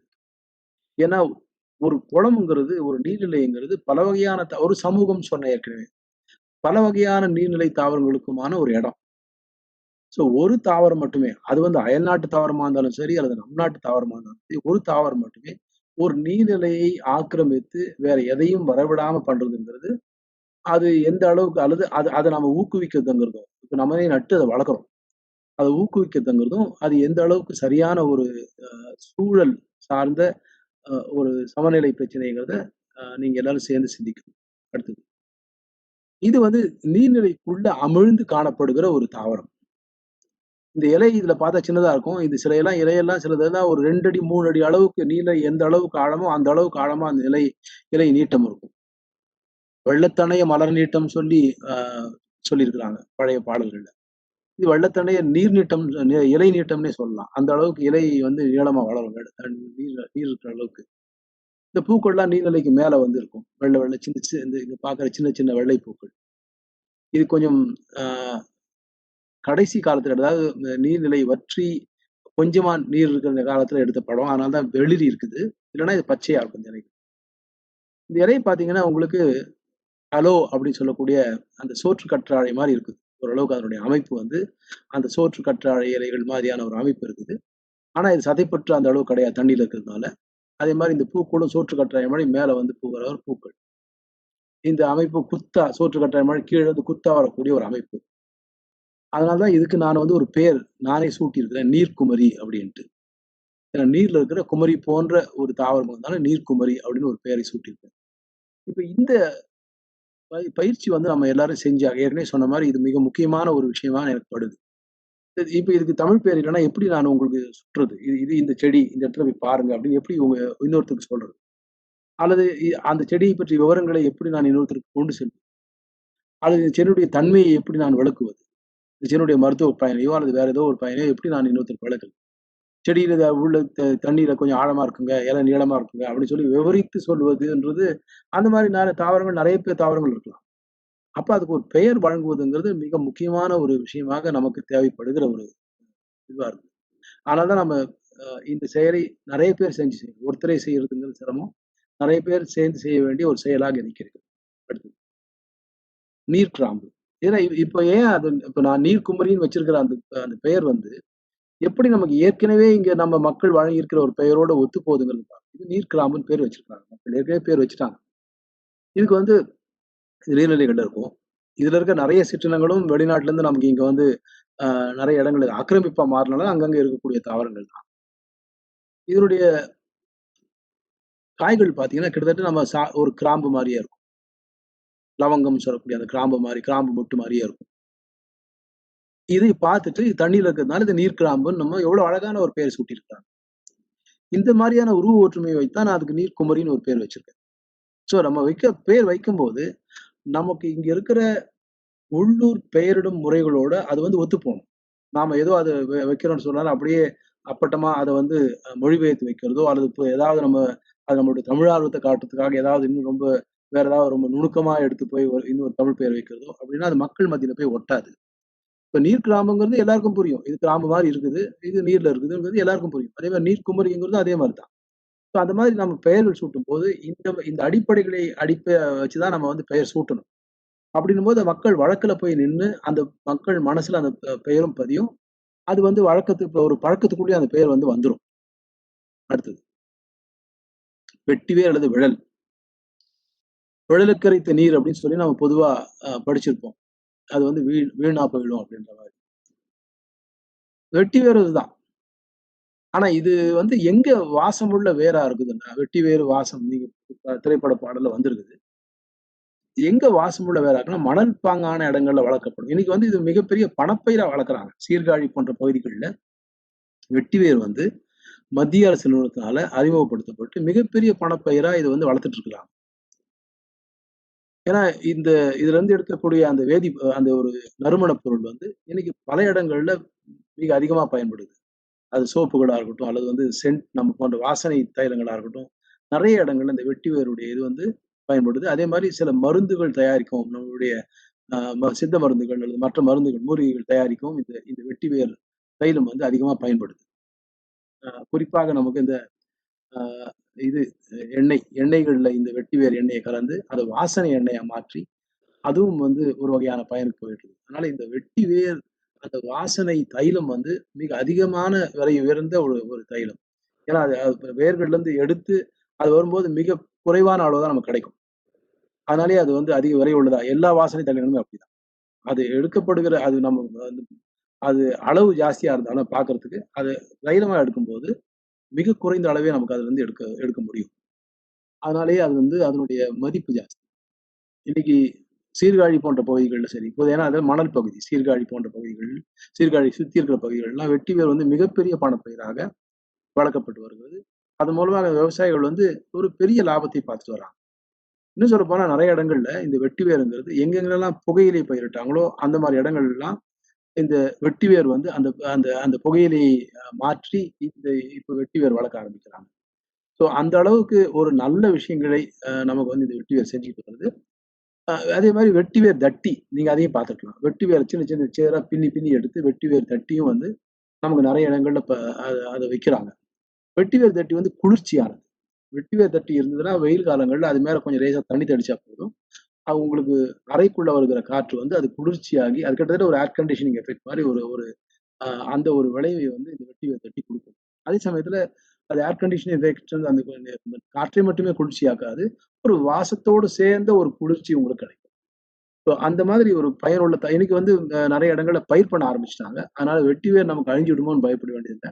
எப்பயுமே வந்து நமக்கு ஒரு தாவரம் வந்து பொருளாதார பயனுள்ள தாவரம் வந்து, அது நாம நம்ம மக்கள் பயன்பாட்டுக்குள்ள பயிரிடுற முறைக்குள்ள வந்துட்டா, மக்கள் அது வந்து அதிக அளவுக்கு பாதுகாப்பாங்க. மக்கள் அத வந்து அதிக அளவுக்கு பயிர் பண்ணுவாங்க.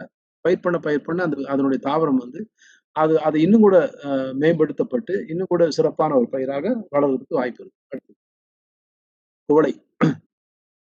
குவளைய பத்தி நெறைய தமிழ் பாடல்கள், சங்க இலக்கிய பாடல்கள் நெறைய இடங்கள்ல சொல்றாங்க குவளைய பத்தி. இது அல்லி, தாமரைக்கு அடுத்தது அதிக அளவுல தமிழ் இலக்கியங்கள்ல சொல்லப்படுகிற ஒரு மலரா கூட இருக்கலாம். "குவளை கண் விழித்து நோக்க" அந்த தண்டலை மயிலாட பாட்டுல கம்பர் சொல்றாரு. இந்த குவளை மலரை வந்து ஒரு கண் ஏன்னா அந்த நீல நிறம் எப்பவுமே கண்ணுக்கு உவமையா சொல்லப்பட்ட ஒரு நிறம். இந்த "குவளை கண் விழித்து நோக்க" அப்படின்னு சொல்லி கம்பர் சொல்றாரு. இந்த குவளை எப்பவுமே அந்த அந்த நீல நிறத்தினால அந்த கண்ணுக்கு உவமையா சொல்லப்படுது. ஆனா ஒரு காலத்துல சில சமயம் பழைய ஆய்வுக் கட்டுரைகள் பார்த்தீங்கன்னா, குவளைன்னு சொல்லி ஆகாய தாமரை சொல்லியிருப்பாங்க. வெங்காய தாமரை, ஏகார்னியா அது சொல்லியிருப்பாங்க. ஆனா அது நம்ம குவளை இல்ல. சங்க இலக்கியங்கள்ல சொல்லப்பட்ட குவளை அது கிடையாது. அதுவும் கிட்டத்தட்ட பூ இதே மாரி தான் இருக்கும். ஆனா அது வந்து அறிமுகப்படுத்தப்பட்ட தாவரம். கிட்டத்தட்ட ஒரு 300, 400 வருடங்களுக்கு முன்னாடி அ இங்கருந்து வெளிநாடுகள்ல அறிமுகப்படுத்தப்பட்ட தாவரம். இது வந்து நம்ம உள்ளூர் நிலைகள்ல இருக்க தாவரம். இன்னும் சொல்லப்போனா நம்ம சங்க இலக்கியங்கள்ல இத பத்தி அழகா சொல்லியிருக்காங்க. எப்படி இந்த குவளைய மருத நிலத்துல வந்து எருமை மேயுது. எப்படி இந்த குளங்கள்ல ஓரங்கள்ல இருக்கிற இந்த குவளை செடிகள்லாம் ஒரு பரத்தை வீட்டுக்கு போயிட்டு வர ஒரு தலைவன் வந்து வரும்போது, அந்த பரத்தை வீட்டுக்கு வரும்போது அந்த பூ அந்த போட்டு அனுப்புற பூக்கள், மாலையெல்லாம் அப்படியே போட்டுக்கிட்டு, அ தான் வீட்டுக்கு வந்து நிக்கும்போது, அந்த மனைவி வந்து அவர பார்த்து கேட்கிறா. அ ஒரு நீர்நிலைகள்ல இறங்கி அது குவளையும் பார்த்து அள்ளி தண்டு இதெல்லாம் போட்டுக்கிட்டு எழுந்து வர எருமாடு மாரி நீ வர வீட்டுக்கு அப்படின்னு சொல்லி, ஒரு ரொம்ப நாசூக்கா ஒரு திட்டு திட்டுறா தலைவி. அந்த அளவுக்கு ஒரு அழகியலோடு சேர்ந்து, அதே சமயத்துல ஒரு வாழ்வியலோடு சேர்ந்து காணப்படுகிற தாவரங்கள் இவையெல்லாம். இந்த குவளைக்கு மிகப்பெரிய ஒரு சிறப்பிடம் வந்து தமிழ் இலக்கியத்துல குடுத்திருக்காங்க. அடுத்தது. இது வந்து இதுக்கும் இது வந்து பூச்சி உண்ணும் தாவரம் பொதுவா சொல்லிடுறோம் நாம. ஆனா இது வந்து பிளாடர் வேர்ட்ஸ்ன்னு இங்கிலீஷ் பிளாடர்ன்னா பை. ஆனா நான் பை பூச்சி உண்ணும் தாவரம்னு சொல்லி அதுக்கு ஒரு பேர் வச்சிருக்கேன். அது கொஞ்சம் விவரணையான பேரா இருந்தா கூட, இப்போதைக்கு எனக்கு அது வைக்க முடிஞ்ச பேர் அது ஒண்ணா தான் எனக்கு மனசுல பட்டுது. நீங்க ஏதாவது யோசிச்சீங்கன்னா, இன்னும் கூட சிறப்பான பெயர் வைக்கலாம். இது நெறைய நீர்நிலைகள்ல அதிகமா இருக்கும். கிட்டத்தட்ட 4, 5 வகையான நெறைய இருக்குது. 30 வகையான இது இருக்குது. எல்லாமே நீர்நிலைகள்ல வளருதுன்னு சொல்ல முடியாது. மத்தபடி கொஞ்சம் ஈரமான நிலங்கள்லயும் இது வளரும். கொஞ்சம் பாறைகள்லயும் வளரும். அந்த மாரியான ஒரு இது. நெல் வயல்கள்ல வளரும். இன்னும் சொல்லப்போனா மலையாளத்துல இதுல ஒரு நீல நிற ஒரு சிற்றினம் உண்டு. அதுக்கு நெல்லிப்பூன்னே பேர் வச்சிருக்கிறாங்க. ஸோ அந்த அளவுக்கு நெல் வயலோட சேர்ந்த ஒரு பூ அது. நெல் வயல்னா அதுலயும் தண்ணி நிக்கும் தான். ஸோ இது வந்து நீர்நிலைகள்ல இருக்கக்கூடிய ஒரு ஒரு அழகான தாவரம் கூட சொல்லலாம். இது 2, 3 வகையா சிற்றினங்கள் இருந்தாலும், இது ஒரு அழகான தாவரம் கூட சொல்லலாம். இது நீர்நிலையினுடைய ஒரு தரத்துக்கும், ஒரு இதுக்கும் மிக முக்கியமான ஏன்னா இதெல்லாம் வந்து நமக்கு வந்து இந்த மாசுபட்ட நீர்நிலைகள்ல வளர்றதுக்கான வாய்ப்புகள் மிக குறைவு. அதனால இந்த மாரியான தாவரங்கள் வளரக்கூடிய நீர்நிலைகள் இருக்குதுனாலே, ஒரு குவளை அல்லது இந்த மாரி தாவரங்கள் வளரக்கூடிய நீர்நிலைகள் இருக்குதுனாலே, அது வந்து அந்த அளவுக்கு மாசு இல்லாத நீர்நிலைன்னு நம்ம ஒரு கணக்கெடு ஒரு அளவுகோலா வச்சுக்கலாம். அடுத்தது. இது இப்ப அண்மையில நாங்க ஒரு போன வருடம் ஸ்ரீபெரும்புதூர் பக்கம் போகும்போது ஒரு ஏரி நிறைய பூத்திருக்கு. ஒரு ஏரின்னா, ஏரி முழுக்க இந்த தாவரத்த தவிர எதுவுமே கிடையாது.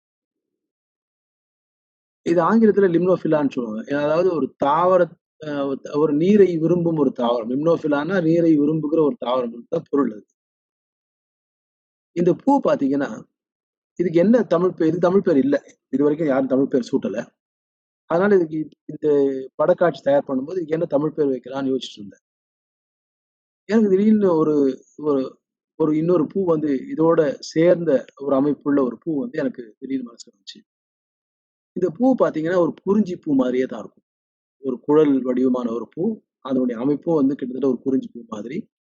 இந்த வண்ணங்கள் மட்டும் மாறலாம். அது முழுக்க முழுக்க நீளமா இருக்கும். அது இல்லாம கொஞ்சம் நீளத்துல வேற வேற வகையான அடர்த்தியை வச்சிருக்குது. கொஞ்சம் மஞ்சள் நிறத்தையும் வச்சிருக்கு. நல்ல வாசம் உள்ள ஒரு அந்த குறிஞ்சி வந்து நமக்கு மலைகள்ல வளரக்கூடியது. இந்த குறிஞ்சி நீர்நிலைகள்ல வளரக்கூடியது. அதனால இதுக்கு வந்து குறிஞ்சி மாதிரி இருக்கிறதுனால, இதுக்கு நீர்க்குறிஞ்சி அப்படின்னு ஒரு பெயர நான் வச்சிருக்கேன். இது எந்த அளவுக்கு பொருத்தமா இருக்குதுன்னு நீங்க பார்வையாளர்கள் தான் சொல்லணும். நீர்க்குறிஞ்சிங்கிறது சரியா பொருத்தமா இருக்குதா? அது அல்லது அப்படி பொருந்தாத ஒரு பெயரா இருந்தா நாம வேற பெயர யோசிக்கலாம். அடுத்தது. இது ஒரு முயல் காதிலை அப்படின்னு சொல்லக்கூடிய ஒரு பழம். இந்த இலைய பார்த்தீங்கன்னா, கிட்டத்தட்ட ஒரு முயல் காது மாரி இப்படி நீளமா இருக்கும். இதுவும் ஒரு ஒரு அழகான பூ. இது நெறைய நீர்நிலைகள்ல வளர்க்குறாங்க. வளர்க்கவும் செய்யலாம். அழகுக்காக வளர்க்கவும் செய்யலாம். அதே சமயத்தில இது மிதவைக்காக சில அமைப்புகள் வச்சிருக்கும். இது பார்த்தீங்கன்னா, இங்க வந்து ஒரு ஸ்பாஞ்ச் மாதிரியான ஒரு அமைப்புகள். இது மிதவைக்கான அமைப்புகள். அது இல்லாம நீர்நிலை தாவரங்கள்ல காற்று இதுக்கு வந்து இந்த இந்த மிதவை அமைப்புகளும் பயன்படுது. ஏன்னா உள்ள அமிழ்ந்திருக்கும்போது, சில சமயம் வெறும் தலைப்பகுதி மட்டுமே வெளியில தெரியும்போது, அது சுவாசிப்பதற்கு ஏதுவாக இது காற்று போகக்கூடிய இந்த நுண்துளைகள் கொண்ட ஒரு அமைப்பாகவும் இந்த மிதவை அமைப்புகள் இருக்குது. இது தாவரத்தை மிதக்க வைப்பதற்கு மட்டும் இல்லாம, காற்று போறதுக்கும், வரதுக்கும் அதுக்கு அப்படி ஒரு ஏதுவான ஒரு அமைப்பாகவும் இந்த மிதவை அமைப்புகள் இருக்கு. இந்த அமைப்புகள்லாம் நம்ம தாவரவியல் மாணவர்கள் வந்து எங்கேயாவது மார்ஃபாலஜில படிச்சிருப்பாங்க. புற அமைப்புல படிச்சிருப்பாங்க. ஆனா பார்த்திருக்க மாட்டாங்க. நெறைய பேர் இந்த தாவரங்களை பார்த்ததே கிடையாது. நெறைய ஆசிரியர்களே கூட இந்த தாவரங்களை பார்த்தது கிடையாது. வழக்கமா வழக்கமா ஓதுற பாட்ட ஓதுற மாதிரி எல்லாத்தையும் சொல்லிக் குடுக்குறோமே தவிர, இதையெல்லாம் காட்டி இது இப்படிதான் இருக்குது. இந்த அமைப்புனா இப்படிதான் இருக்குது. ஸ்பாஞ்சி ரூட்ஸ் அப்படின்னு சொல்லுவாங்களே தவிர, ஸ்பாஞ்சி ரூட்னா என்னன்னு தெரியாது. ஸோ அதனால இது இயற்கையாக இத பார்த்து படிக்கும்போது, அத நம்ம புரிஞ்சுக்கிறதும் சரி, அதை பற்றி இன்னும் கொஞ்சம் விரிவான விளக்கமாக நம்ம உணர்வுக்குள்ள போறதும் சரி, அப்பதான் அது வந்து ஒரு சரியான முறையில நம்மளுடைய அறிவும், படிப்பும் அமையும். அடுத்து நன்னீர்ல இது வந்து நம்ம பார்த்தோம்னா, இப்போ சிலது உள்நாட்டு தாவரங்களும் பார்த்தோம். அதே சமயத்துல அந்த ஆக்கிரமிப்பு தாவரங்கள் அப்படிங்கிற அந்த கட்டுக்குள்ள வராத சில வெளிநாட்டு தாவரங்களையும் பார்த்தோம். இப்போ இப்ப நெறைய நன்னீர்ல ஆக்கிரமிப்பு தாவரங்களும் எக்கச்சக்கமான தாவரங்கள் இருக்கு. அதாவது இந்த தாவரங்கள் எல்லாமே அயல்நாட்டு தாவரங்கள். இதுல கிட்டத்தட்ட 90, 95% தாவரங்கள் கொலம்பஸ் வருகைக்கு பின்னால அதாவது கொலம்பஸ் வருகைக்குன்னா இங்க வரல. அமெரிக்காவுக்கு போய் சேர்ந்ததுனால, அந்த நாடுகள்ல இருந்து குறிப்பா தென் அமெரிக்காவில இருந்து நம்ம இந்தியாவுல கொண்டு வந்து அறிமுகப்படுத்தப்பட்ட தாவரங்கள். முக்கியமா இது எல்லா தாவரங்களுமே ஒரு அழகு தாவரங்களா தான் நம்ம இந்தியாவுக்குள்ள கொண்டு வரப்பட்டது. இந்த பூ இவ்வளவு அழகா இருக்குது. நம்ம இங்க கொண்டு வந்து வளர்க்கலாமே! அப்படிங்கிற அந்த ஒரு அடிப்படையில தான் இங்க கொண்டு வந்து வளர்த்துருக்காங்க. ஆனா இந்த அழகே பின்னாடி ஆபத்தா நெறைய இடங்கள்ல மாறியிருக்கு. அடுத்தது. இத பாருங்க. இது வந்து ஒரு ஆங்கிலேயனுடைய மனைவியார கல்கட்டாவுல தொட்டியில வளர்க்கிற ஒரு தாவரமா கொண்டு வந்து அறிமுகப்படுத்தப்பட்ட ஒரு தாவரம். பூ அழகா இருக்குதேன்னு சொல்லி கொண்டு வந்து அறிமுகப்படுத்துனாங்க. ஆனா, அவங்க துரதிர்ஷ்டவசமா அறிமுகப்படுத்தின இடம் வந்து இந்த கல்கட்டா தாவரவியல் பூங்கால ஹூக்ளி நதி கரையோரமா இருந்த ஒரு இடம் அங்க தொட்டியில. ஹூக்ளி நதியில வெள்ளம் பெருகி வரும்போது இந்த தாவரங்களும் இந்த ஹூக்ளி நதியில போய் கலந்துருச்சு. அப்புறம் அங்கிருந்து பல்வேறு நீர்நிலைகளுக்கும் இது பரவி இருக்கு. இப்ப இன்னைக்கு தமிழ்நாட்டிலயும் சரி, இல்ல இந்தியாவிலயும் சரி, இது இல்லாத நீர்நிலையே இல்லன்னு சொல்ற அளவுக்கு இது மிக அதிகப்படியான ஒரு ஆக்கிரமிப்பு தாவரமா இந்த தாவரம் மாறியிருக்கு. அதுவும் நமக்கு ஒரு பெரிய தலைவலி நமக்கு தமிழ்நாட்டுல இது இல்லன்னு சொல்லலாம். ஓரளவுக்கு. அது குளங்களையும், ஆறுகளையும் ஆக்கிரமிக்குதுன்னு சொன்னா கூட, பெரிய அளவுக்கு இது நமக்கு பிரச்சனையா இல்ல. ஆனா கேரளாவுல இது மிகப்பெரிய பிரச்சனையா இருக்கு. அவங்களுடைய நீர்நிலைகள், நீர் வழிகளை எல்லாம் இது ஆக்கிரமித்திருக்கு. அந்த வகையில அதை சரிப்படுத்துறதும், அத வந்து தூர்வார்றதும், அந்த நீர்நிலைகளை வந்து அ அத சரி பண்றதும் ஒரு மிகப்பெரிய வேலையா அவங்களுக்கு மாறியிருக்கு. வேம்பநாடு பகுதியிலயும் சரி, மற்ற பகுதிகளிலும் சரி, இது ஒரு மிகப்பெரிய தலைவலியை உண்டாக்கக்கூடிய ஒரு பிரச்சனையாவே இந்த இந்த தாவரம் மாறியிருக்குது. அதுக்கு அடுத்தது வந்து இந்த ஆகாய தாமரை. இது இந்த அளவுக்கு பிரச்சனைய உண்டு பண்ணலாம் கூட, ஏன்னா இது வந்து அந்த அளவுக்கு ஒரு பெரிய தாவரமா வளராது. பட் இது சின்ன தாவரம் தான். இது வந்து ஓரளவுக்கு அ வழிய வந்து பெருசா மறிக்காது. ஆனாலும் வந்து நீர்நிலைகள மூடி ஏன்னா இந்த தாவரங்கள் எல்லாமே மிக அதிகமா வளர்ந்துரும்போது, நீர்நிலைய சுத்தமா மூடிடும். நீர்நிலைய மூடும்போது, உள்ளுக்குள்ள சூரிய வெளிச்சம் போறதும் நமக்கு வந்து அப்ப அதுக்குள்ள வளர்ற நெறைய சின்ன சின்ன தாவரங்கள், பிளாங்க்டான்னு சொல்லுவாங்க. மற்றபடி உயிரினங்கள், இதுக்கு எல்லாமே அந்த ஒளி கிடைக்காத போது, அதனுடைய தன்மையும், அதனுடைய வளர்ச்சியும், அந்த நீர்நிலைகளுடைய நிலைமையுமே மாறிடுது. இது வந்து ஒரு சீமை நீர்க்காம்புன்னு சொல்லலாம். இதுவும் வந்து இது ஒரு ஒரு அழகா இருக்குது. பூ பார்க்கும்போது மிக அழகா இருக்கு. இப்படி அழகு அப்படின்னு சொல்லி அறிமுகப்படுத்திய நெறைய தாவரங்கள் வந்து, பிற்காலங்கள்ல ஆக்கிரமிப்பு தாவரங்களா மாறி, ஆபத்தா மாறியிருக்கு. அடுத்தது. சம்பைய பத்தி ஏற்கனவே சொன்னேன். இதுவும் அறிமுகப்படுத்தப்பட்ட தாவரம் தான். இப்ப இது நெய்வேலி காட்டாமணக்கு. நெய்வேலி காட்டாமணக்கு வந்து அதுக்கு பேரே வச்சிருக்காங்க நெய்வேலி காட்டாமணக்குன்ட்டு. இது காட்டாமணக்குனாலும் இதுக்கு அந்த ஆமணக்கு குடும்பத்தை சேர்ந்தது கிடையாது. வேற வகையான குடும்பத்தை சேர்ந்தது. இது அதாவது வள்ளிக்கிழங்கு குடும்பத்தை சேர்ந்தது. ஆனா ஒரு காலத்துல நெய்வேலியில அறிமுகப்படுத்தினாலே நெய்வேலி காட்டாமணக்குன்னு நம்ம பேர் வச்சிருக்கோம். கடல் பாலைன்னு ஒரு பேர் வச்சிருக்கோம். இந்த நெய்வேலி காட்டாமணக்கு வந்து இன்னைக்கு ஒரு மிகப்பெரிய நீர்நிலையை ஆக்கிரமிக்கக்கூடிய ஒரு தாவரமாக மாறியிருக்கு. இதுல என்ன பிரச்சனைன்னா, இது வந்து நெறைய இடங்கள்ல வேலிகளுக்காக நட்டாங்க. நெய்வேலி காட்டாமணக்கு ஏன் நட்டா, வேலிகளுக்காக நட்டாங்க. ஏன்னா ஒரு களைய வெட்டி வச்சாலே அது வந்து உயிர் வேலியா மாறக்கூடிய ஒரு அந்த தன்மை இருக்கிறதுனால, வேர்களுக்காக அறிமுகப்படுத்தப்பட்ட ஒரு ஒரு தாவரமா இருந்திருக்கு. ஆனா அதே தான் சிக்கலாச்சு. எப்ப வந்து அந்த உடல உயிர் பெருக்கம் வரும்போது, அது தன்னால வளர்ந்துருதோ, வேர் விட்டு வளர்ந்துருதோ, இது வேலியிலிருந்து பிடுங்கி எடுத்து தூர போடும்போதும் சரி, அல்லது வெட்டி சின்ன சின்ன துண்டுகள் எங்கேயாவது நமக்கு எடுத்து வீசும்போதும் சரி, எங்கெல்லாம் ஈரம் கிடைக்குதோ அங்கெல்லாம் இது வளர்ந்துருச்சு. நெறைய இடங்கள்ல வந்து அப்படிதான் வளர்ந்து ஆயிடுச்சு. இப்ப நீங்க நீர்நிலைகள்ல பார்த்தீங்கன்னா, இந்த ஜம்புக்கு அப்புறம் இதுதான் மிக முக்கியமான ஒரு ஆக்கிரமிப்பு தாவரமா இருக்கும். வெங்காய தாமரைலாம் கொஞ்சம் சின்ன தாவரங்கள் தான். ஆனா இதெல்லாம் வந்து பெரிய பெரிய தாவரங்கள். கிட்டத்தட்ட ஒரு 4 அடி, 5 அடி வரைக்கும் போகக்கூடிய தாவரம். ஸோ அது ஒரு பிரச்சனையா மாறி இருக்குது, ஆக்கிரமிப்பு. அதே சமயத்துல இது ஒரு பயன்பாடு. ஏன்னா அதுதான் நம்ம உள்ளூர் மக்களுடைய அந்த அறிவுங்கிறது. நெறைய ஆக்கிரமிப்பு தாவரங்கள உள்ளூர் மக்கள் பயன்படுத்த ஆரம்பிச்சுட்டாங்க. பல்வேறு விதமா பயன்படுத்த ஆரம்பிச்சுட்டாங்க. எப்படி வந்து வல்லைக்கீரைய நம்ம பயன்படுத்துறோமோ, எப்படி வந்து மற்ற விஷயங்கள் நம்ம வந்து இப்ப எப்படி இந்த சீமை பொன்னாங்கண்ணிய நம்ம பயன்படுத்த ஆரம்பிச்சுட்டோமோ, அந்த மாரி நெறைய விஷயங்கள நம்ம பயன்படுத்த ஆரம்பிச்சுட்டோம். இதுல பார்த்தீங்கன்னா, இந்த இலைகள் ஒரு பொதுவா நமக்கு மாலை கட்டும்போது ஆடாத உடை தான் கட்டிட்டு இருக்காங்க. ஏன்னா ஆடாத உடைங்கிறது ஒரு மருத்துவ குணமுள்ள ஒரு இலைங்கிறதுனால அத மாலைகள்ல வச்சு, அது ஒரு ஃபில்லர் மாரி போடுவாங்க. அந்த ஆடாத உடை இன்னைக்கு வந்து நெறைய இடங்கள்ல ஏன்னா ஒரு காலத்துல ஆடாத உடையெல்லாம் வேலிகள்ல வளர்த்தாங்க. அதுவும் குறிப்பா வீட்டை சுற்றி இருக்கிற வேலிகள்ல வளர்த்தாங்க. இன்னைக்கு அந்த வேலிகள்லாம் காம்பவுண்ட் சுவரா மாறுனப்புறம், அதற்கான இடமே இல்லாம போயிடுச்சு. ஒரு காலத்துல வேலியில என்னன்னா ஆடாத உடை இருக்கும். நொச்சி இருக்கும், தூதுவளை இருக்கும். இந்த மாரியான மருத்துவ பயனுள்ள தாவரங்கள் தான் நமக்கு உயிர் வேலியா இருந்தது. ஆனா அது மாதிரி நம்ம பாதுகாப்புக்காகவும், இன்னும் கொஞ்சம் அழகா இருக்கணுன்ற நம்மளுடைய அழகு உணர்வே வந்து கொஞ்சம் பிரச்சனையான உணர்வு. செயற்கையை நம்ம ரொம்ப அழகு உணர்வா நம்ம மதிக்க ஆரம்பிச்சுட்டோம். இந்த மாரி இயற்கையா வளர்த்த உயிர்வேலிகள்லாம் போயிட்டு, இப்ப நாம ஒரு காம்பவுண்ட் அப்படின்னு ஒண்ணு கொண்டு வரும்போது, செயற்கையான ஒரு காம்பவுண்ட் கொண்டு வரும்போது, இந்த தாவரங்களுக்கான இடம் வந்து இல்லாம போயிடுது. ஸோ இந்த அப்ப ஆடாத உடை இல்லாம போனதுனால, மாலைகள்ல அந்த ஃபில்லிங்க்கு இன்னொரு இலை தேவைப்படுது. அதுக்கு உகந்த இலையா, இந்த இலைய வந்து பார்த்தாங்க. நெறைய இடங்கள்ல பார்த்தீங்கன்னா, மாலைகள்ல இப்ப இந்த கடல் பாலை இலைய வந்து கட்டுறாங்க. இப்ப அதுவும் போய் இந்த கடல் பாளையம் நீர்நிலைகள்ல இருக்கிறதெல்லாம் சுத்தப்படுத்தி வெட்டி தூர போடுறதுனால இந்த இலைகளும் கிடைக்கிறது ஒருவேளை பிரச்சனையா இருக்கிறதுனால இப்ப நாட்டு வாதுமை இலைகள் நான் பாக்குறேன் எங்க இடத்தை சுத்தி நிறைய பேர் அந்த வாதுமை கிளைகளை வெட்டி அந்த இலைகளை பறிச்சுட்டு இருப்பாங்க.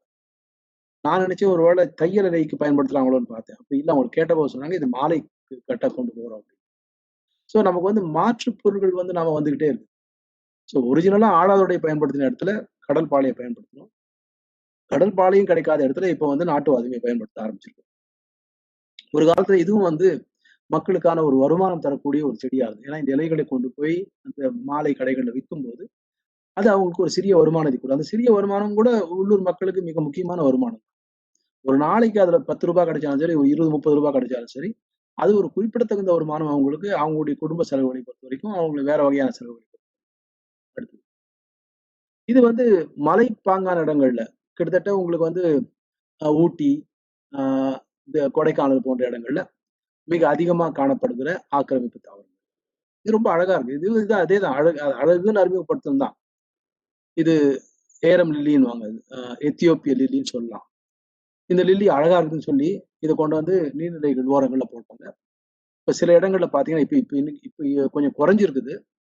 முன்பு ஒரு காலத்துல நெறைய குளங்கள்ல, அதுவும் அந்த உயர் மலைகள்ல இருக்கிற குளங்கள்ல, இந்த அல்லிகள் நெறைய இடத்துல இது அல்லி கிடையாது. இது அல்லி மாரி இருக்கிறதுனால அல்லின்னு பேர் வச்சாங்க. இது அல்லி கிடையாது ஆனா.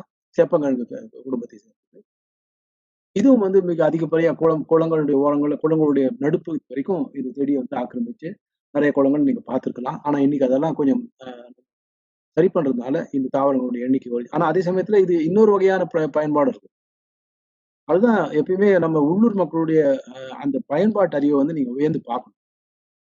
இது என்ன பண்ணிட்டாங்கன்னா, இப்போ அது பொக்கேஸ்ல நம்ம மலர் கொத்துகள்ல இத வைக்க ஆரம்பிச்சுட்டாங்க.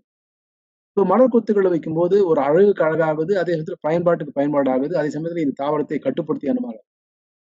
எப்பயுமே இந்த ஆக்கிரமிப்பு தாவரங்களை பொறுத்தவரைக்கும், அது நீர்நிலையை ஆக்கிரமிப்பு தாவரங்களா இருந்தாலும் சரி, அல்லது நிலத்திலேயே ஆக்கிரமிப்பு தாவரங்களா இருந்தாலும் சரி, ஒண்ணுதான் நம்ம கவனிக்க வேண்டியது. அதை முற்றிலுமாக அழிக்க முடியுமான்னா, அழிக்கிறதுங்கிறது மிக மிக சிரமம். அதுக்கு மிகப்பெரிய பொருள் செலவும், ஆள் பயன்பாடும் தேவைப்படும். அதுக்கு பதில் அதை எப்படி பயன்பாட்டுக்குள் கொண்டு வரது? பயன்பாட்டுக்குள்ள கொண்டு வரும்போது, அதனுடைய இனப்பெருக்கம் கட்டுப்படுத்தப்படுது. அதனுடைய தொகை பெருக்கம் கட்டுப்படுத்தப்படுது. அதுதான் நம்ம மக்கள் வந்து ரொம்ப தெளிவா செஞ்சுட்டு இருக்காங்க. நெறைய இடங்கள்ல. இப்போ பார்த்தினியமே வந்து பொக்கேக்குள்ள வருது. பார்த்தினியம் வந்து மிகப்பெரிய பொட்டலம் கட்டக்கூடிய ஒரு பேக்கேஜிங் மெட்டீரியலா மாறி இருக்குது. நெறைய அ தா காய்கறிகள்லாம் வரும்போது பார்த்தினியத்த மேல வச்சு அடிப்படையா வச்சு பேக்கேஜ் பண்ணி தான் கொண்டு வரோம். ஸோ எப்படி நாம ஒரு தாவரத்தை பயன்பாட்டுக்குள்ள கொண்டு வந்து, அதனுடைய பெருக்கத்தை குறைப்பது, அதே சமயத்துல நமக்கு உபயோகமாக அதை மாற்றிக்கொள்வது, அப்படிங்கிறது தான் நம்ம செய்ய வேண்டிய ஒரு முக்கியமான ஒரு வேலையே தவிர, அத அழிக்கிறோம், அத ஃபுல்லா எடுத்துருவோம் அப்படின்னு சொல்லி முனைந்து செயல்படுறது, அது முடியாத காரியம். நம்ம இன்னைக்கு இன்னைய வரைக்கும் எந்த ஒரு அயல்நாட்டு தாவரத்தையும் இந்தியாவுல இருந்து முழுசா ஒழிச்சிடல. பார்த்தினியமும் ஒழிக்கல. கிட்டத்தட்ட ஒரு 60 வருடமா நம்ம ஆய்வு பண்ணியிருக்கோம் பார்த்தினியத்த ஒழிக்கிறது எப்படின்ட்டு. ஆனா இன்னை வரைக்கும் பார்த்தினியத்த ஒழிச்சு பாருங்க. அதே மாரி தான் சீமக்கருவேல். அதே மாரி தான் வேட்டுன்னு சொல்லப்படக்கூடிய அந்த மரங்கள். இன்னைக்கு ஊட்டி, கொடைக்கானல்ல அதிகமா இருக்கக்கூடிய மரங்கள். எந்த மரம் நாம வெட்டுறோம். இன்னைக்கு வெட்டி போட்டு குவியல் குவியலா அங்க உட்கார்ந்து கிடக்குது. ஏன்னா அது அது எடுக்கிறதுங்கிறது கோர்ட் ஆர்டர் வேணும். அது 1000 பிரச்சனைகள் உள்ள போயிடுது. ஸோ அப்படினால அது எந்த மரத்தையுமே, எந்த ஒரு அயல்நாட்டு ஆக்கிரமிப்பு மரத்தையுமே நம்ம முழுசா அத எடுத்துட்டு தான் நமக்கு இங்க இந்தியாவிலயும் சரி, வேற எங்கேயும் சரி சரித்திரம் கிடையாது. ஸோ அப்படி இருக்கிற நேரங்கள்ல மக்கள் என்ன செய்றாங்கன்னு பார்த்து, அதை எப்படி பயன்பாட்டுக்குள்ள கொண்டு வரணும்? எப்படி பயன்பாட்டுக்குள்ள கொண்டு வரதன் மூலமா அதனுடைய பயன்பாட்டை அதிகரிக்கணும்? அப்படி அதிகரிக்கிறது மூலம் அதனுடைய இனப்பெருக்கத்தை எப்படி கட்டுப்படுத்துறது? அதனுடைய பரவலை எப்படி கட்டுப்படுத்துறது? அதே சமயத்துல மக்களுக்கான வருமானத்தை எப்படி அதன் மூலமா உருவாக்கிக் கொள்வது? இதுதான் நம்ம செய்ய வேண்டிய வேலையே தவிர, அல்லது அத அழிக்கிறதுங்கிறது இன்னைக்கு இயலாத காரியங்களா இருக்கு. அடுத்து. இது இன்னைக்கு ஒரு மிகப்பெரிய ஒரு தலைவலி தாவரமா மாறிடுச்சுன்னே சொல்லுவேன். ஒரு அழகான பூ. பார்க்கறதுக்கு நம்ம மஞ்ச கரிசலாங்கண்ணி மாதிரியே இருக்கும். ஆனா மஞ்ச கரிசலாங்கண்ணி இது வந்து ஒரு சீமை மஞ்ச கரிசலாங்கண்ணியே சொல்லிடலாம். இப்ப நீங்க பார்த்தீங்கன்னா, இந்த இலைகள் வந்து ரம்பம் போல இருக்கும். நம்ம கரிசலாங்கண்ணியில அப்படி இருக்காது. நம்ம கரிசலாங்கண்ணி ஒரு ஒரு தலைகீழ் முட்டை வடிவத்துல எல்லாம் இப்படி ரம்ப விளிம்பு இல்லாம நேர் விளிம்பு கொண்டதா இருக்கும். அதே சமயத்துல இந்த பூக்களுடைய அந்த காம்பு மிக நீளமா வரும். நம்ம நம்ம மஞ்சள் கரிசலாங்கண்ணியில. இது ரொம்ப கொஞ்சம் குட்டையான காம்பு. இது வந்து கேரளால நான் ஒரு சில வருடங்களுக்கு முன்னாடி எடுத்த ஒரு படம். கேரளால ஒரு தென்னந்தோப்பு. இது தென்னந்தோப்புனா இதுக்கு பக்கத்துல இருக்கிறது ஒரு கோயில் காடு. இத தாண்டி போனா ஒரு கோயில் காடு இருக்கு. அந்த கோயில் காடு ஒரு நல்ல அழகான காடு. நெறைய விதமான தாவரங்களும் அங்க நாங்க எடுத்திருக்கோம். ஆனா அந்த போற வழியில இருக்கிற தென்னந்தோப்ப முழுக்க முழுக்க ஆக்கிரமிச்சு பாருங்க. இது கீழ எந்த தாவரமுமே வளராது. இது கொஞ்சம் ஈரம் இருந்தா போதும் உடனே பரவிடும். இப்ப நம்ம சென்னையிலயும் சரி, மற்ற நகரங்கள்லயும் சரி, அழகுக்காக நெறைய இடங்கள வளர்க்குறாங்க. அது கல்லூரிகளா இருக்கட்டும், அல்லது வந்து ஆலைகளா இருக்கட்டும், எங்க வேணாலும் இது வந்து ஒரு அழகுக்காக ஒரு ஃப்ளவர் பெட்ன்னுவாங்க.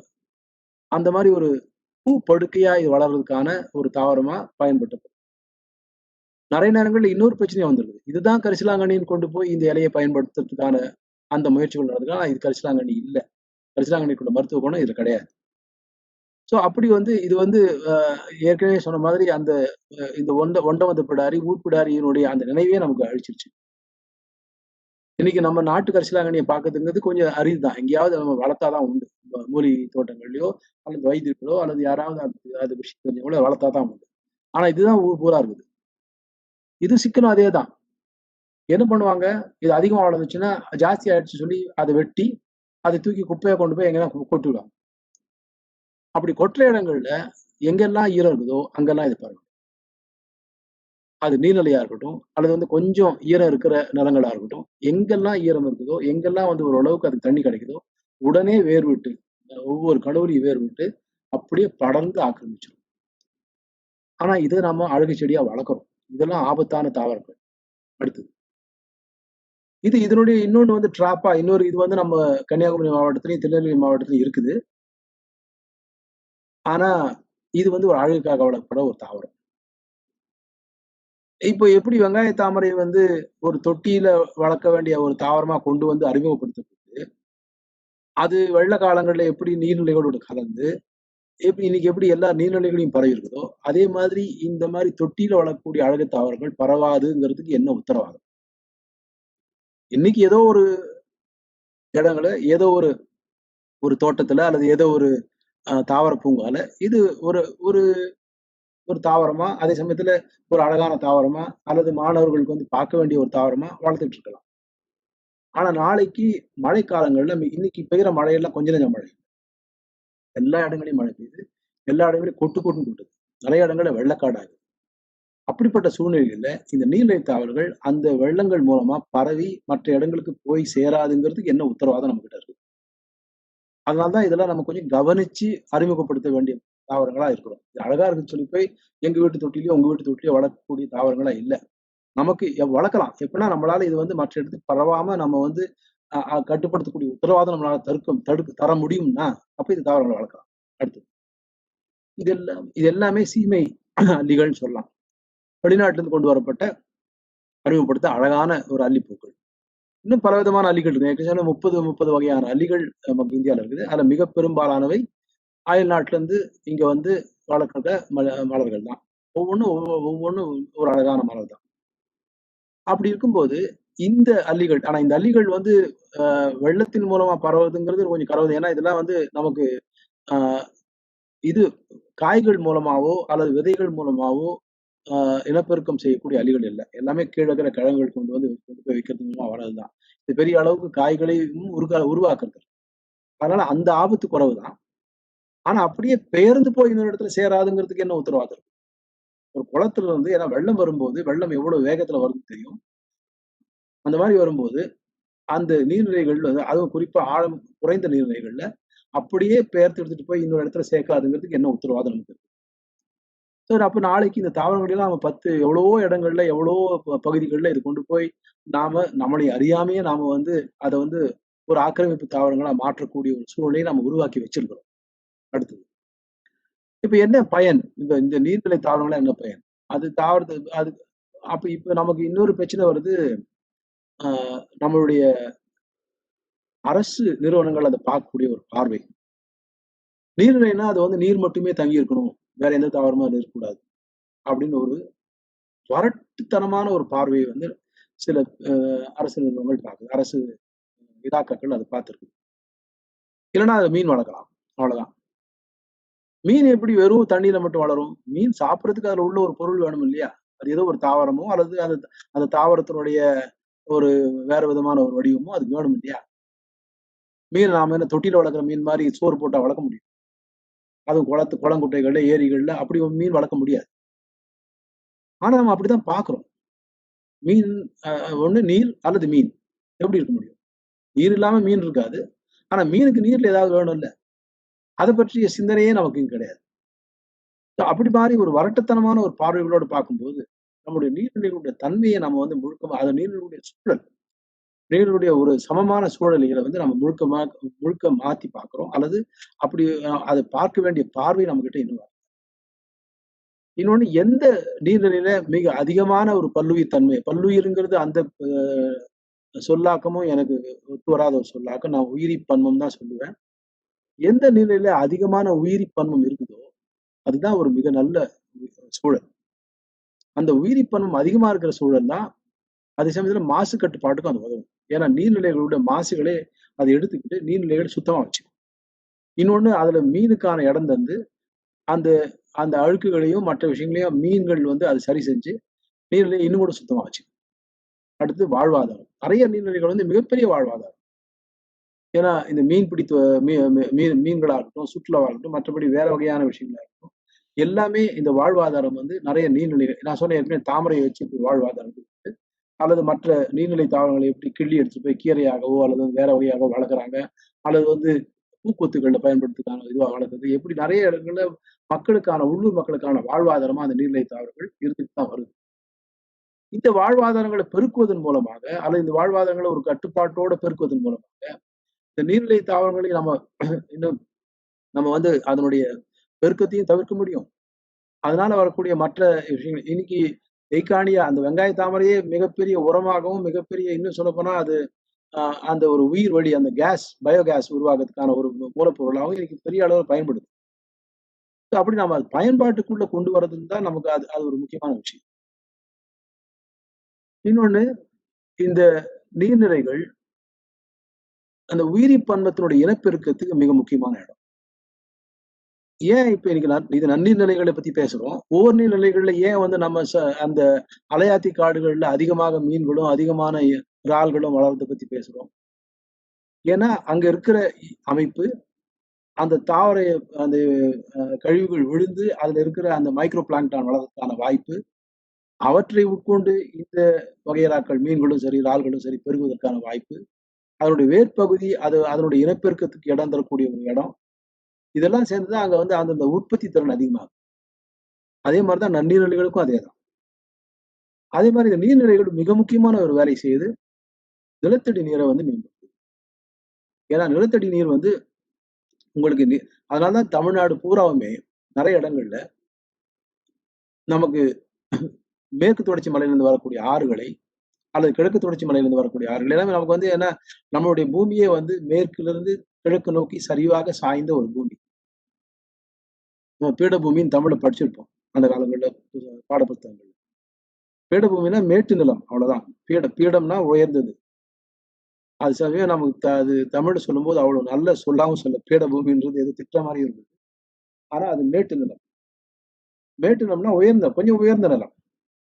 இந்த நிலம் வந்து நமக்கு கிழக்குல இருந்து மேற்காக சாய்ஞ்சிருக்கும். சரி மேற்குல இருந்து கிழக்காக சாய்ஞ்சிருக்கும். நம்மளுடைய ஆறுகள் எல்லாமே மேற்குல இருந்து கிழக்கு நோக்கி ஓடக்கூடிய ஆறுகள் தான். இந்த ஆறுகளெல்லாம் என்ன பண்ணியிருக்காங்கன்னா, ஒரு காலத்துல எல்லாற்றையும் நெறைய இடங்கள்ல நீர்நிலைகளை வெட்டி, ஏரி, குளம் அந்த மாரி நெறைய நெறைய வகையான நீர்நிலைகள் இருக்குது. அத வெட்டி, இந்த ஆறுகள்ல இருந்து வரக்கூடிய அதிகப்படியான வெள்ள நீர இவற்றுக்கு திருப்பி விட்டு, அந்த நீர்நிலைகள் நிரம்பி, இந்த நீர்நிலைகள் எப்படி அமைச்சிருக்காங்கன்னா, அதே மாரி மேற்குல இருந்து கிழக்காக ஒன்று நிரம்புன உடனே அதிலிருந்து வழிஞ்சு விழக்கூடிய தண்ணீர் வந்து அடுத்த நீர்நிலையில நிரப்பும். கடைசி வரைக்கும் அந்த நீர்நிலைய நிரப்பி, நிரப்பி, நிரப்பி கொஞ்சம் கூட தண்ணிய வந்து வீணாக்காம, அது கடல்ல போய் கலக்கிறதுக்கான ஒரு ரொம்ப அதிகப்படியான நீர் தான் கடல்ல போய் கலக்கிறதுக்கான ஒரு வாய்ப்பு குடுத்து, அப்படி ஒரு ஒரு ஒரு அழகான ஒரு என்ஜினியரிங் டிசைன் இது. ஸோ இந்த டிசைன் நம்ம இன்னைக்கு நெறைய இடங்கள்ல குளறுபடி பண்ணிட்டோம். அதுதான் இன்னைக்கு நமக்கு வந்து தமிழ்நாட்டுடைய தண்ணீர் பிரச்சனையும் சரி, தமிழ்நாட்டுடைய வெள்ள பிரச்சனையும் சரி. தண்ணி இல்லாம வர பிரச்சனையும் இதனால தான். அதிகமான தண்ணி வந்து வெள்ளம் வர்றதுனால பிரச்சனையும் இதுதான். ஏன்னா தண்ணி தேங்குறதுக்கான ஒரு இடம் இல்ல. அதிகப்படியான தண்ணீர் போய் நிக்கிறதுக்கான ஒரு இடம் இல்லன்னா, அது எங்க போகும்? அது எல்லா இடத்துக்கும் போகும். ஸோ அது நம்ம செஞ்ச ஒரு மிகப்பெரிய ஒரு குளறுபடி. அந்த நீர்நிலை மேலாண்மையில. ஸோ அது வந்து அப்படி தங்கும்போது, நிலத்தடி நீரை வந்து உயர்த்துது. எனக்கு தெரிஞ்சு நிறைய இடங்கள்ல கிட்டத்தட்ட ஒரு 30-40 வருஷம் வரைக்கும் நீர்நிலைகள் எங்கெல்லாம் அதிகமா இருந்ததோ அந்த பகுதிகளெல்லாம் வந்து தண்ணீர் பஞ்சம்ங்கிறது வந்ததே கிடையாது. கிணறுகள்லயும் சரி, தண்ணீர் எப்பயுமே கொஞ்சமா தண்ணி இருக்கும். அதுலேருந்து எடுத்துப்பாங்க. மழை பெஞ்ச உடனே கிணத்தினுடைய தண்ணீர் மட்டம் அதிகமாயிடும். வெயில் காலங்கள்ல கொஞ்சம் குறையும். அவ்வளவுதான். தண்ணீர் சுத்தமா வற்றி போய் கிணத்த வந்து ஒரு ஒரு வறண்ட தரையா பார்த்த காலங்கள்லாம் முன்னாடி கிடையாது. இன்னைக்கு நெறைய கிணறுகள் அப்படி ஆயிருக்கு. அதே மாரி நீர்நிலைகள்னா வெள்ள தடுப்பு. எப்படி உங்களுக்கு அதிகப்படியா வளர்ற அந்த தண்ணிய வந்து நம்ம இதுல சேர்த்து வச்சுக்கிறோமோ, சேமிச்சு வச்சுக்கிறோமோ, அப்படி ஒரு அமைப்பு இல்லாத போது இத்தன தண்ணியும் வெளிய பாயுதுன்னு வச்சுக்கங்க. அப்ப என்ன மாரியான ஒரு அ அமைப்பு நம்ம வச்சிருப்போம்? எப்படி ஒரு வெள்ளத்தை நம்ம வந்து நாமளே உருவாக்கி குடுக்குறோம். அதுதான் இந்த இந்த 2 அ பயன்களுமே நீர்நிலைகளால வரக்கூடிய மிக முக்கியமான பயன். அது இல்லாம இப்போ கழி கேள்விப்பட்டிருப்பீங்க. கழிவெளி அப்படி சொல்லுவாங்க. அது நெறைய இடம் இப்ப சென்னையிலலாம் அது கழிவெளி ஆயிப்போச்சு. கழிவெளி அதாவது ஃப்ளட் பிளைன்ஸ்ங்கிறது ரொம்ப முக்கியமான ஒரு அமைப்பு. இந்த நீர்நிலைகள்ல அந்த ஃப்ளட் பிளைன்ஸ்ங்கிறது ரொம்ப ஏன்னா, இந்த வெள்ளம் பரவி அதிகப்படியான நீர் பரவி நிக்கிற ஒரு இடம் தான் வந்து அந்த வெளி. வெளினாவே பரவலான ஒரு இடம். வெள்ளம் கழிஞ்சு அது பரவலா இருக்கிற தண்ணி நிக்கிற இடம் தான் கழிவெளி. பள்ளிக்கரணை அப்படிப்பட்ட ஒரு கழிவெளி தான். இவ்வளவு தூரம் ஒரு மிக பரவலா வந்து ஒரு தண்ணி நிக்கிற இடத்துல வந்து, அது இன்னொரு வேலையும் செய்யுது. அங்க இருக்கிற அத்தன மாசுக்களையும் அந்த தண்ணி எடுத்துக்கிட்டு, அத தடுத்து, அது பூமியில படிய வைக்குது. இல்லன்னா இது அத்தனையும் வந்து நீர்நிலைகள்லயும், கடல்லயும் தான் போய் கலக்கும். அப்படி ஒரு மாசு தடுப்பு வேலையும் வந்து அது மிக முக்கியமான வேலையும் செஞ்சுட்டு இருக்கு. அது இல்லாம ஏற்கனவே சொன்ன மாதிரி மக்களுடைய வாழ்வாதாரம். நெறைய இடங்கள்ல இந்த பகுதிகள் எல்லாமே வாழ்வாதாரங்களா பயன்பட்டு வந்தது. இவ்வளவு அற்புதமான வேலைகள் செய்யற இந்த நீர்நிலைகள நாம ஏன் பாதுகாக்க கூடாது? நீர்நிலைகள்ங்கிறது இப்ப இன்னொரு பிரச்சனை நமக்கு மிக முக்கியமா நீர்நிலைகள்னா இப்ப ஏரி, குளம் எல்லாமே அது வந்து ஏதோ நம்ம ஒரு அ நம்ம நடைப்பயிற்சி செய்வதற்கான இடங்களா மாத்திட்டோம். ஒரு ஏரி கரைன்னா அது மேல வந்து ஃபுல்லா இத போட்டு, தார போட்டு அல்லது வந்து அழகா வந்து கற்கள போட்டு நடைப்பயிற்சிக்குரிய நம்ம தண்ணிய பார்த்துட்டு நடைப்பயிற்சிக்குரிய இடமா மாத்திட்டோம். இன்னைக்கு ஏன்னா ஏரிகள் எல்லாமே இன்னைக்கு நெறைய இடங்கள்ல ஒரு செத்த ஏரிகள் தான் சொல்லணும். அது உயிருள்ள ஏரிகள் கிடையாது. ஏரி எப்போ உயிர் இருக்கும்? ஏரி எப்போ வந்து அதனுடைய நீர் வந்து விவசாயத்துக்கு பயன்படுகிறதோ, எப்ப ஏரி நீரை வந்து நம்ம தொடர்ந்து பயன்படுத்துறோமோ, எந்த விஷயத்தையுமே தொடர்ந்து பயன்படுத்தும் போது தான் அது கொஞ்சமாவது உயிர்ப்போட இருக்கும். அப்படி தொடர்ந்து பயன்படுத்தாத போது, நீங்க ஏரிக்கரைய வந்து அழகுபடுத்தி, அது மேல நீங்க எப்போ நடக்கிறோமோ, நீங்க செத்த தண்ணிய பார்த்துட்டு தான் நடக்குறீங்க. உயிர் உள்ள தண்ணிய பார்த்து நடக்கல. நெறைய ஏரிகள் இன்னைக்கு அப்படிதான் செத்து போச்சு. செங்கல்பட்டு குளவா ஏரி சுத்தமா செத்து போச்சு. ஏன்னா பக்கத்துல இருக்கிற நிலமெல்லாம் விவசாயம் அழிஞ்சே போச்சு. வேற வேற மாதிரியான பயன்பாட்டுக்குள்ள போயிடுச்சு. நெறைய இடங்கள்ல வந்து உங்களுக்கு ஆலைகள் வந்துருச்சு, தொழிற்சாலைகள் வந்துருச்சு. நெறைய இடங்கள்ல வீடுகள் வந்துருச்சு. அதனால அந்த ஏரி வந்து செத்து போச்சு. தமிழ்நாடு பூரா அப்படித்தான். எல்லா இடங்கள்லயும். ஒரு சில ஏரிகள் மட்டும் தான் எங்க நீர்ப்பாசனம் இன்னும் உயிரோடு இருக்குதோ, எங்க அதுக்கான விவசாய முறைகள் உயிரோடு இருக்குதோ, அந்த இடங்கள்ல தான் ஏரிகளுக்கான உயிர்ப்பு இன்னும் இருக்கு. நெறைய மத்த இடங்கள்லாம் ஏரிகள் வந்து இறந்து ரொம்ப நாளாச்சு. அடுத்தது.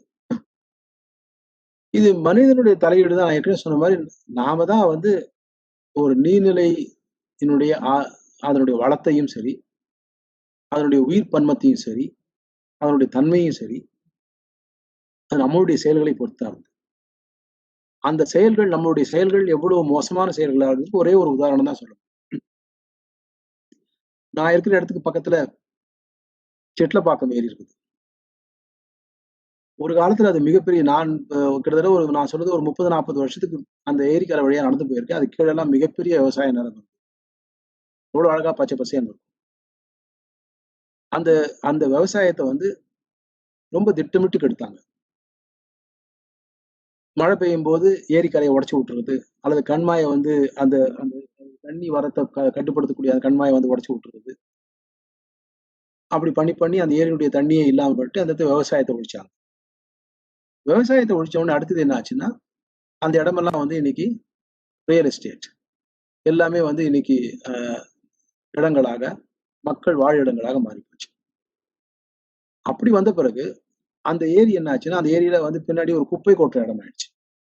இப்ப அந்த குப்பையெல்லாம் எடுத்து ஓரளவுக்கு சுத்தப்படுத்திருக்காங்கனால, அந்த ஏரியுடைய இடம் சுருங்கி, ஏற்கனவே கொட்டின குப்பை, அந்த பிளாஸ்டிக் குப்பைகள் எல்லாமே சேர்ந்து இன்னைக்கு அதுல போய் படிஞ்சு, அந்த ஏரியினுடைய அடிப்பகுதிய ஆக்கிரமிச்சிருக்கு.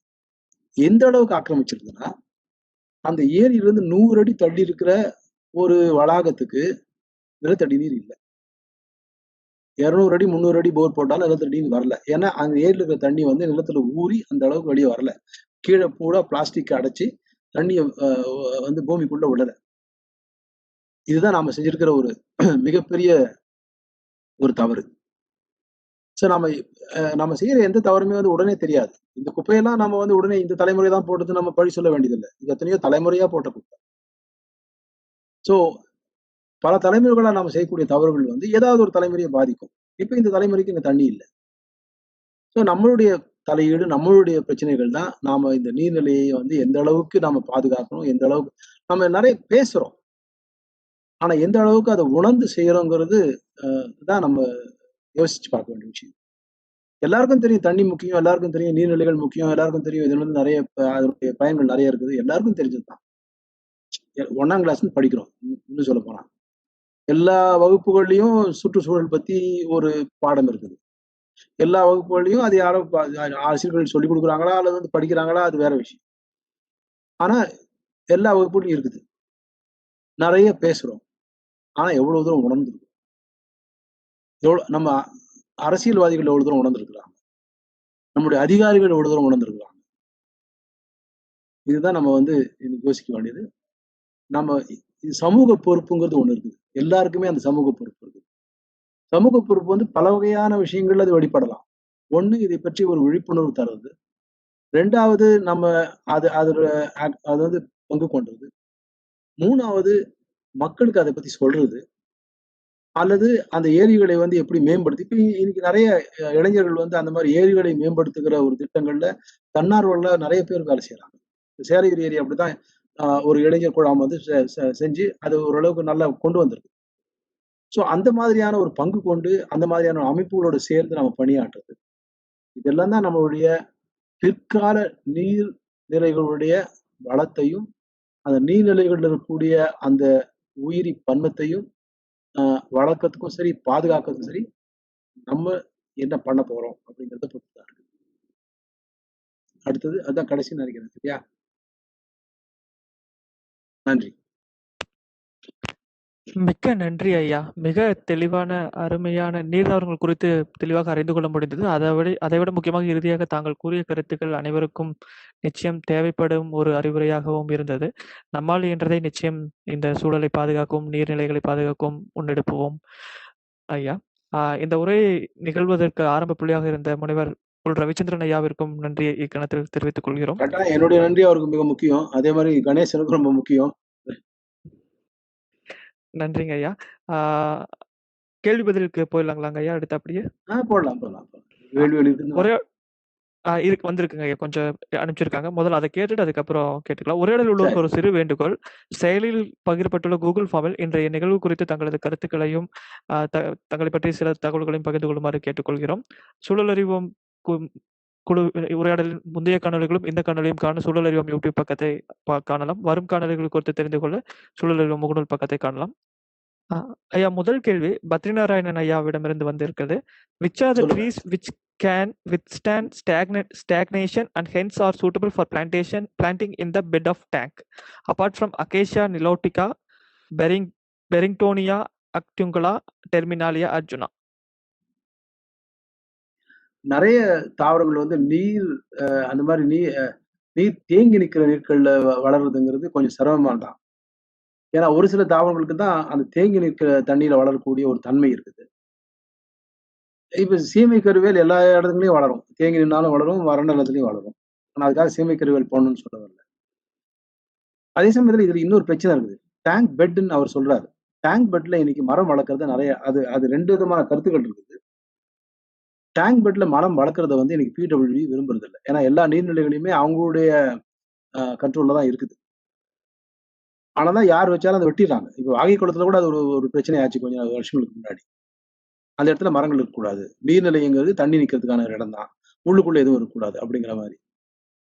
ஆனா நம்ம வழக்கமா நம்மளுடைய நீர்நிலைகள் கரையோரங்கள்ல நம்ம நெறைய மரங்கள் வச்சிருக்கோம். அந்த அந்த மரங்கள் அது தனிப்பட்ட மரங்கள். இன்னைக்கு என்ன பண்றோங்கிறது வேற.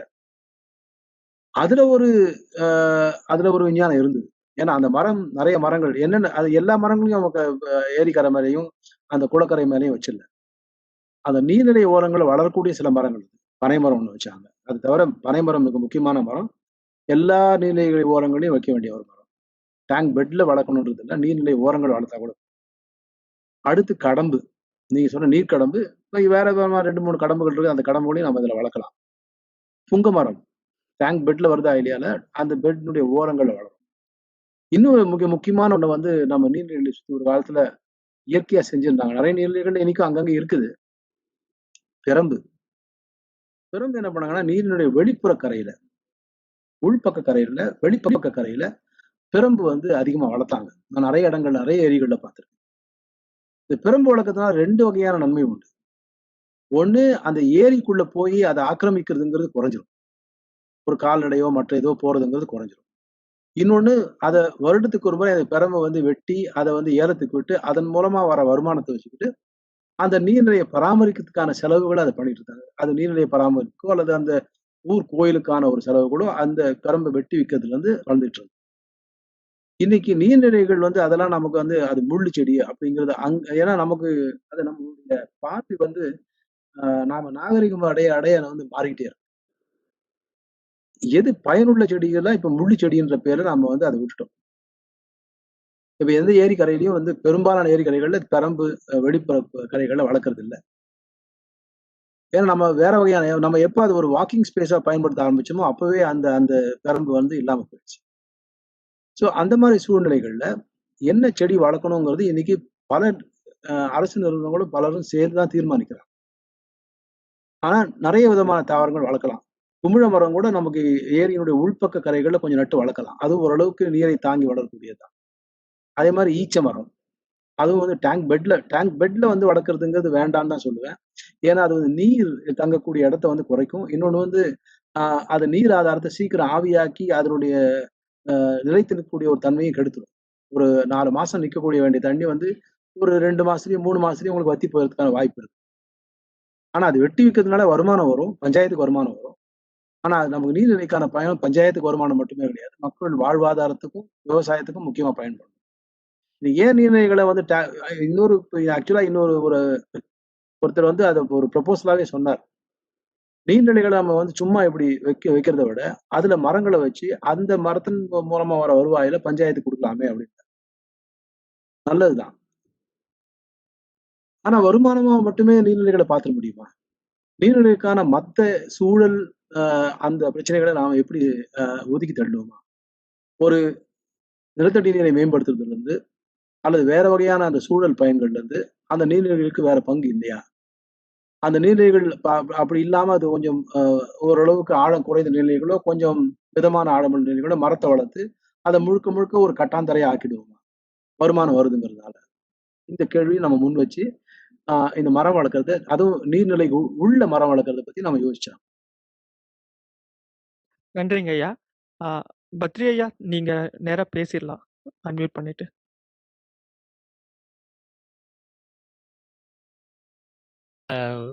Specific reference to if there are birds nesting in water bodies, அதுக்கு ஐலண்ட்ஸ்ல வந்து என்ன மாரி ட்ரீஸ் பண்ணலாங்கிறது தான் என்னோட கேள்வி. ஓ! சரி. அதான் அதுக்கு வந்து நீர்க்கடம்பு ஒரு மிகப்பெரிய ஒரு மரம். ஏன்னா நீர்க்கடம்பு வந்து ஒரு புதரா வளரக்கூடிய ஒரு மரம்.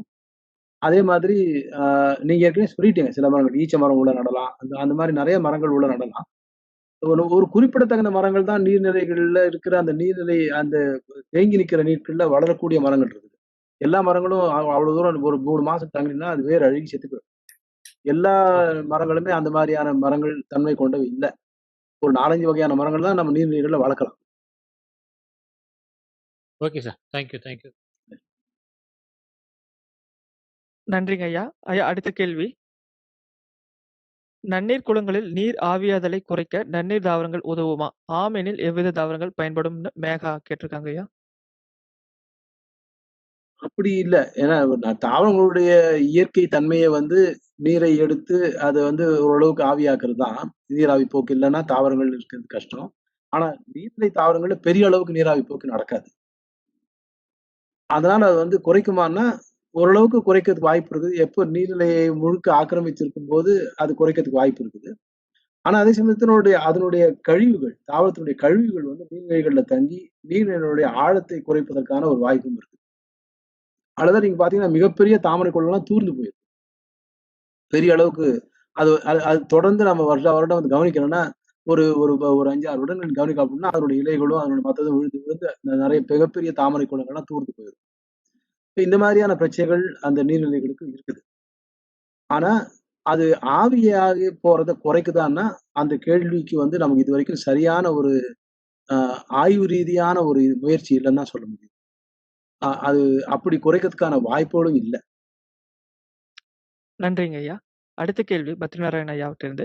R there any differences in the plant species present in non-sewage water bodies and those in water bodies with sewage admixture?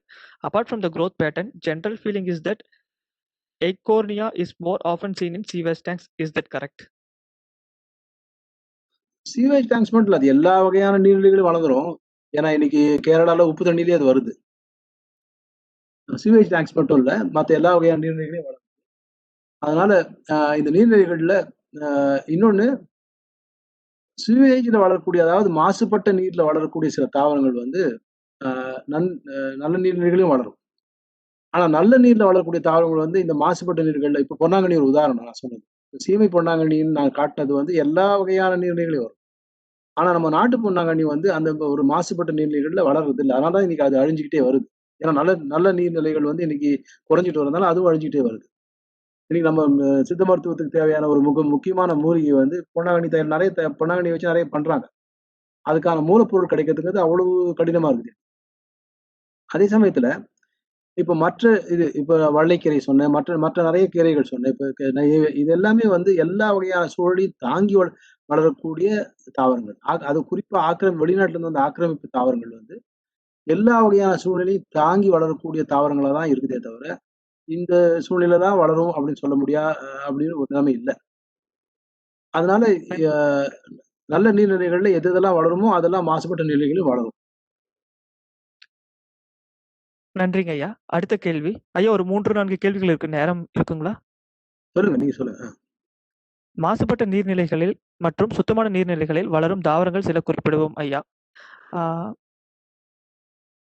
அத நான் அவைகளை ஏற்கனவே வைத்து சொன்னேனே. சூழலை அவைகளை அ, கேள்வி முடிச்சிருங்க ஐயா. மன்னிச்சிடுங்க. இடையூறாயிடுச்சு.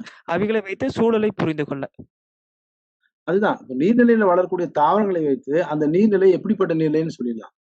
அந்த நீர்நிலை வந்து மாசுபட்ட நீர்நிலையா இருந்தா, இப்ப ஆக்கிரமிப்பு தாவரங்கள் அதிகமா இருக்கும். இப்போ ஒரு நீங்க சொன்ன ஒரு ஆகாய தாமரையோ அல்லது வந்து மிக அதிகமான கரிமப் பொருள் இருக்கும்போது, மிக பரவலா இருக்கக்கூடிய இந்த அ நம்ம நாட்டு தாவரங்களா இருந்தாலும் மிக பரவலா இருக்கக்கூடிய அந்த தாவரங்களுடைய அதிகப்படியான வளர்ச்சியோ, இதை வைத்து அந்த நீர்நிலைகளுடைய தன்மை எப்படின்னு நம்ம சுலபமா கணிக்க முடியும் ஓரளவுக்கு. அது உண்மையிலேயே நல்ல நிலைமையில இருக்குதா? அல்லது கரிமப் பொருள் அதிகமா இருக்குதா? அல்லது சாக்கடை நீர் அதிகமா சேர்ந்திருக்குதா? அத பத்தி ஓரளவு கணிப்பு சொல்லலாம். நன்றிங்க ஐயா. அடுத்த கேள்வி. Sir please suggest some books to know about trees trees and plants in some books சில trees and plants in Tamil. புரியுது. ஆனா, அ அப்படி அதாவது தமிழ்ல இந்த எழுதியிருக்கிறாங்க. மரங்கள்னு சொல்லி ஒரு 4 தொகுதி வால்யூமே வந்திருக்கு. அது எல்லாமே பொருளாதார பயனுள்ள மரங்கள வச்சு எழுதியிருக்கிறாங்க. கிட்டத்தட்ட ஒவ்வொரு தொகுதியிலும் ஒரு 50, 60 மரங்கள தொகுத்து ஒரு 4 தொகுதி வால்யூம் வந்து அது யார் அத வெளியிட்டாளர்ன்னு எனக்கு ஞாபகம் இல்ல. ஆனா நான் பார்த்திருக்கிறேன். அதே சமயத்துல அ ஒரு மரங்களை பற்றி மட்டுமே வந்து குறிப்பா எல்லா வகையான மரங்களை பற்றி மட்டும் தமிழ்ல இதுவரைக்கும் ஒரு முழுக்க முழுக்க ஒரு புத்தகம் வந்து தானே வரல. இப்ப இருக்கிறதுல எனக்கு தெரிஞ்சு அது ஒரு மிகச்சிறந்த புத்தகம் தான் சொல்லுவேன். நான் ஒரு 4 தொகுதி மரங்களை பத்தி மரங்கள்னு தலைப்பிட்டு ஒரு 4 தொகுதி வெளியிட்டிருக்காங்க. அது ஒரு நல்ல ஒரு குறிப்பு புத்தகமா நம்ம பயன்படுத்தலாம். இதுக்கு எந்த அடுத்து பதிப்பகம் பழைய கலை அ பதிப்பகம் ஏதாச்சும் மரங்கள். தெரிஞ்சா சொன்னா ஆ எது? பத் பதிப்பகம் இல்லது எப்படி யார் பதிப்பகம் வெளியிட்டான்னு எனக்கு தெரிஞ்சா நினைவில்ல. நான் ரொம்ப வருஷத்துக்கு முன்னாடி பார்த்திருக்கேன். பதிப்பகம் இல்ல. ஆனா நல்லதுங்க. கிடைக்கும். கிடைக்காம போகாது. ம மன்னிக்கவும் நான் கொஞ்சம் பேசலாமா? அ ஆ என்ட்ட ஒரு புத்தகம் இருக்குது. "வளம் தரும் மரங்கள்" அப்படின்ட்டு அதேதான். பி.எஸ். வளம் மணி தரும் அதேதான் பி.எஸ். 4, 5 மணி தொகுதிகள் இருக்கு. எழுதுனவரு. 5 அதான். வால்யூம் இருக்கு அதுல. 5 ஐ வால்யூம் அதான். Have all the 5 volumes with me. Yeah. அதான். இட்ஸ் அது குட். அது பதிப்புன்னு தெரிஞ்சா நீங்க அவங்களோட ஷேர் பண்ணிக்கலாம். நான் எப்பயோ அ எத்தனையோ வருஷத்துக்கு முன்னாடி பார்த்தது வளம் தரும் மரங்கள். அந்த அந்த நியூ அந்த செஞ்சுரி புத்தகம் தான் புக் நான் ஹவுஸ் சொன்னேன். நெனைக்கிறேன் நான். A new century. New century book ஹவுஸ்ன்னு நெனைக்கிறேன் நான். New century. ஆனா இப்ப பதிப்புல இருக்குதான்னு தெரியல. இப்ப பதிப்புல இருக்க மாரி தெரியல சார். அதான் இப்ப பதிப்புல இல்ல. ஏன்னா அடுத்த புத்தக கண்காட்சி வந்ததுன்னா தேடி பார்க்கலாம். நன்றிங்க ஐயா. ஐயா முகநூல்லேருந்து ஒரு கேள்வி. இந்த நன்னீர் தாவரங்களை வீடுகளில் வளர்க்கலாமா? வளர்க்கலாம். நான் தான் சொன்னேன். வீடுகள்ல நெறைய பேர் வளர்க்குறாங்க. அல்லிலாம் வளர்க்குறாங்க. நெறைய புற்கள் வளர்க்குறாங்க. கோரைகள் நீர்ல வரக்கூடிய கோரைகள் வளர்க்குறாங்க. அத பத்திலாம் நீங்க சொல்லல. அ நெறைய அழகு அழகு கோரைகள் நெறைய பேர் வளர்க்குறாங்க. அந்த மாரி நெறைய தாவரங்கள் இன்னைக்கு வளர்க்குறாங்க. சில பேர் சில இதெல்லாம் வாஸ்து தாவரங்களாவும் வளர்க்குறாங்க. ஒரு வீட்டு முன்னாடி நீர் தொட்டி இருந்து, அதுல ஒரு சில குறிப்பிட்ட தாவரங்கள் வளர்க்குறது வந்து வீட்டுக்கு நல்லது அப்படின்ற அந்த மாரி ஒரு நம்பிக்கைகளோட சார்ந்த தாவரங்களையும் வளர்க்குறாங்க. இன்னைக்கு அதெல்லாம் நடந்துட்டு தான் இருக்குது. ஆனா 2 பிரச்சனைகள நம்ம சமாளிச்சுக்கணும். நீங்க ஒண்ணு ஒரு வீட்ல ஒரு முன்னாடியோ அல்லது பின்னாடியோ ஒரு தொட்டி வச்சு நீர் தாவரங்கள் வளர்க்கறதுனால, கொசு பெருக்கத்த எப்படி கட்டுப்படுத்துவீங்க? ஏன்னா இன்னைக்கு நகரம் பூராவும் கொசுக்கள் தான். ஸோ அது அது அதுக்கான வழிவகைகள தேடிக்கணும். 2வது இந்த நீர்நிலை தாவரங்கள் ஏதோ ஒரு வகையில நமக்கு இங்க மெ இது ஆனாலோ, நமக்கு வந்து வேற வகையில வந்து அது தப்பி இயற்கை சூழல்ல கலந்துராம இருக்கிறதுக்கு நாம என்ன முன்னேற்பாடுகளை நம்ம செய்வோம். முன்னெச்சரிக்கை நடவடிக்கைகள் நம்ம எடுப்போம். இந்த 2 பிரச்சனைகளையும் நம்மளால கவனிக்க முடியும்னா, நம்ம தாராளமா வீட்ல தொட்டி வச்சு வளர்க்கலாம். நெறைய பேர் இப்ப எவ்வளவோ பேர் வந்து விதவிதமான அல்லிகளை சேர்த்து வளர்க்கறத ஒரு பொழுதுபோக்கே வச்சிருக்காங்க. நெறைய பேர் வீடுகள்ல. செய்யறாங்க. நன் நன்றிங்க ஐயா.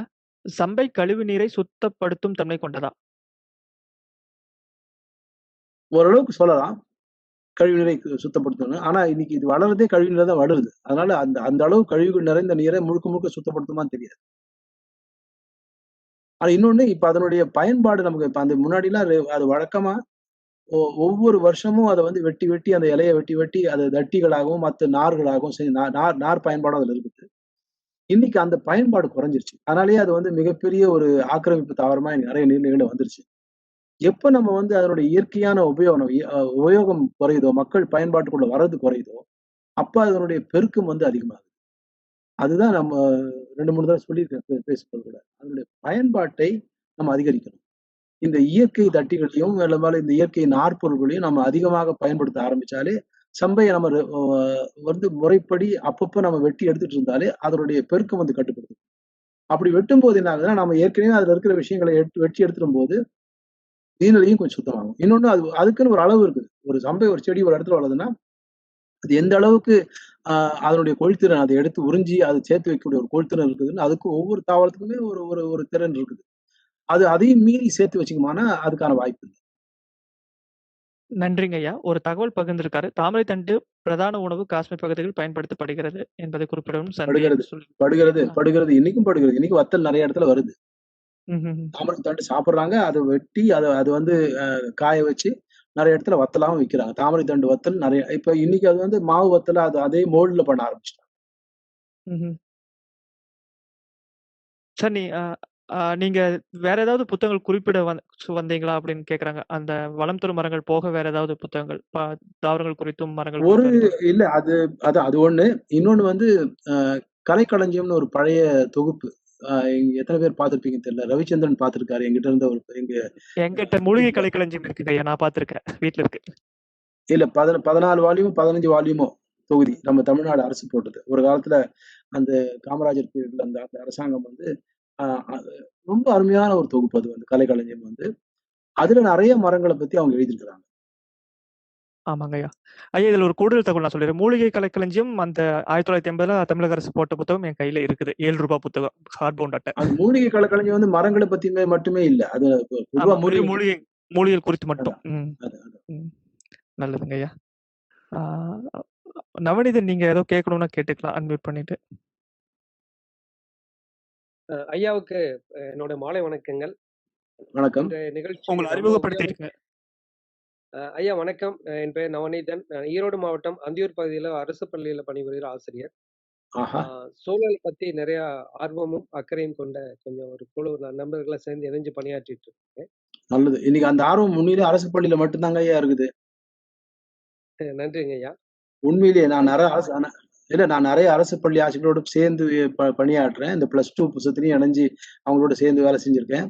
இன்னைக்கு அந்த ஆசிரியர்கள்ட்ட ஒரு ஆர்வமும், கத்துக்கிறதுல ஒரு ஆர்வமும், கத்துக் குடுக்கறதுக்கு ஒரு ஆர்வமும் வந்து கல்லூரி ஆசிரியர்கள் கூட நான் பார்க்கறதில்ல. ரொம்ப நன்றிங்க ஐயா. இன்னைக்கு இன்றைய நிகழ்வு வந்து ரொம்ப உபயோகமா, ரொம்ப எலாபரேட்டா, ஆழமா, அகலமா இருந்ததுங்க. நிச்சயமா ஒரு நன்றி. ரொம்ப உபயோகமான ஒரு மாலை நன்றி. பொழுதா எங்களுக்கெல்லாம் கிடைச்சிருக்குங்க. நன்றி. நன்னீர் பத்தி பேசிட்டு இருக்கோம். நன்னீர் தாவரங்கள் பத்தியெல்லாம் நிறையா நீங்க விரிவா பேசியிருக்கீங்க. ரொம்ப எங்களுக்கு உபயோகமா இருந்திருக்குங்க. ஆ இப்ப இந்த பத்திரிகைகள் எல்லாம் பார்த்தீங்கன்னா, இந்த வெள்ள உபரி நீர்லாம் நெறைய போகும்போது, தடுப்பணைகள் கட்டி, அத நீர தேக்கி மற்ற பயன்பாட்டுக்கு பொதுமக்கள் பயன்படுத்தணும் அப்படிங்கிற அந்த சென்ஸ்ல பேசும்போது, சில நேரம் அவங்க என்ன சொல்றாங்கன்னா, கடல்ல போய் இந்த நீர் வந்து வீணா கலக்குது. கடல்ல வீணா கலக்குது அப்படிங்கிற ஒரு பதம் அடிக்கடி பத்திரிகைகள்ல, ஊடகங்கள்ல ஆமா. பேசப்படுது. ஆமா, ஆமா. பட் நம்ம மாரி சூழல பத்தி புரிஞ்சவங்களுக்கு தெரியும். கடலுக்கு போய் குறிப்பிட்ட அளவு நன்னீர் போய் சேரணும். அங்க இருக்கிற அந்த பிளான்டன்ஸ் எல்லாம் ரொம்ப அதுதான் வந்து இன்னைக்கு உலகத்தினோட சூழலுக்கு முக்கியத்துவம் வாய்ந்ததா இருக்குன்னு சொல்றோம். அத பத்தி உங்கள மாரி இருக்கவங்க இந்த மாரி நேரத்துல பதிவு பண்ணணும் அப்படின்னு நான் கேட்கிறேன். இல்ல. இது கடல் நீர் வீணா போகுது அப்படிங்கிற அந்த ஒரு கருத்துருவே வந்து மக்கள் அத மக்களும் சரி, சில சமயம் சில படித்தவர்களும் சரி, அது புரியாம பேசுறது தான். ஏன்னா, அந்த கடல் நீர் வீணுங்கிறதுக்கான வாய்ப்பே இல்ல. கடல் நீர் கலக்கலன்னா, உங்க அலையாத்தி காடுகள்ல அழிஞ்சு போயிடும். அலையாத்தி காடுகள் ஓரளவுக்கு உயிரோட, உயிர்ப்போட, உயிர் பன்மத்தோட இருக்கணும்னா, கடல் நீர் கலக்கத்துக்கு ரொம்ப முக்கியம். இப்ப கல்லணை வந்து நம்ம கல்லணை மாதிரியான உதாரணங்கள் தான் நமக்கு இன்னைக்கு வந்து தடுப்பணைகளா நம்ம பார்க்கணுமே தவிர, ஆ மத்தபடி இன்னைக்கு அரசியல் ரீதியா நம்ம வந்து ஒவ்வொரு மாநிலமும் நான் தடுப்பணை கட்டுறோம், நாங்க அணை கட்டுறோம்ன்னு போறதெல்லாம் வந்து எந்த வகையிலும் சூழலுக்கு வந்து இதே கிடையாது. இன்னொன்னு நான் நெறைய கூட்டத்துல சொல்றது வந்து, தண்ணீர் நம்ம வந்து மனித உரிமை பேசுறோம். அ பறவைகளுக்கான உரிமை பேசுறோம். விலங்குகளுக்கான உரிமை பேசுறோம். உரிமை பத்தி நம்ம ஒவ்வொரு கூட்டத்துக்கான உரிமை பத்தி நெறைய இடத்துல பேசுறோம். தண்ணீருக்குன்னு ஒரு உரிமை இருக்குது. தண்ணீருக்கான உரிமை என்னன்னா, தண்ணீர் வந்து ஓடணும். ஓடுறது ஒண்ணுதான், அத ஓட வைக்கிறது ஒண்ணுதான் தண்ணீருக்கான உரிமை. அந்த உரிமைய நாம எப்ப வந்து அதுல தலையிட்டு அந்த உரிமைய அத நிறுத்தி, அத ஒரு இடத்துல தடுத்து நிறுத்துறோமோ, அந்த இடத்துல தண்ணீர் இறந்து விட்டுன்னு தான் சொல்லுவேன். ஏரிகள்லயும் அது பயன்படாத நீர், அல்லது தேக்கி வைக்கப்பட்ட நீர், எந்த வகைத்திலும் பயனில்லாம தேக்கி வைக்கப்பட்ட நீர், அது வந்து ஒரு இறந்துவிட்ட நீர் தான். அது உயிர்ப்போடு உள்ள நீர் கிடையாது. மிக்க நன்றிங்க ஐயா. வேறு யாராவது ஏதாவது கூற வேண்டும் என்றால் கூறலாம். இல்லை என்றால் நிகழ்வை முடித்துக் கொள்ளலாம். கேள்விகள் வேறு ஏதேனும் இருப்பினும் தாங்களை அன்மியூட் செய்து பேசிக்கொள்ளுமாறு கேட்டுக்கொள்கிறோம். Good evening sir. ஹலோ. சொல்லுங்க. உங்கள அறிமுகப்படுத்திட்டு எங்கிருந்து பேசுறீங்கன்னு சொல்லிட்டு ஆரம்பிச்சு. சார் என் பேர் விவேக் அமுதன். நான் பெங்களூர் யூனிவர்சிட்டில இருந்து பேசுறேன். என்விரான்மென்ட் சயின்ஸ் டிபார்ட்மெண்ட் தான். பெங்களூர் யூனிவர்சிட்டியா?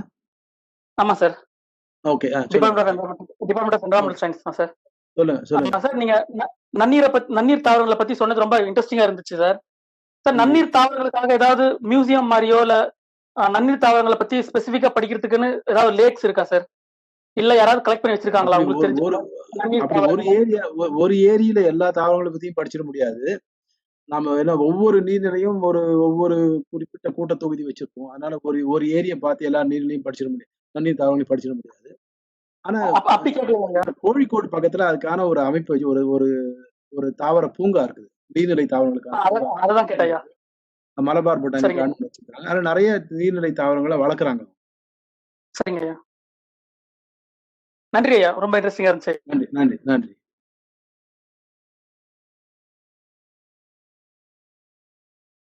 மிக்க நன்றிங்க ஐயா. பொறுமையாக பதில் அளித்தமைக்க நிகழ்வுகளுக்கு பின்னும். நன்றிங்க ஐயா. நிகழ்வை முடித்துக் கொள்ளலாங்க ஐயா. கேள்விகள் இருக்கு. நம்ம வேணா உங்கள்ட்ட தனிப்பட்ட முறையில தொடர்பு கொண்டு நேரம்.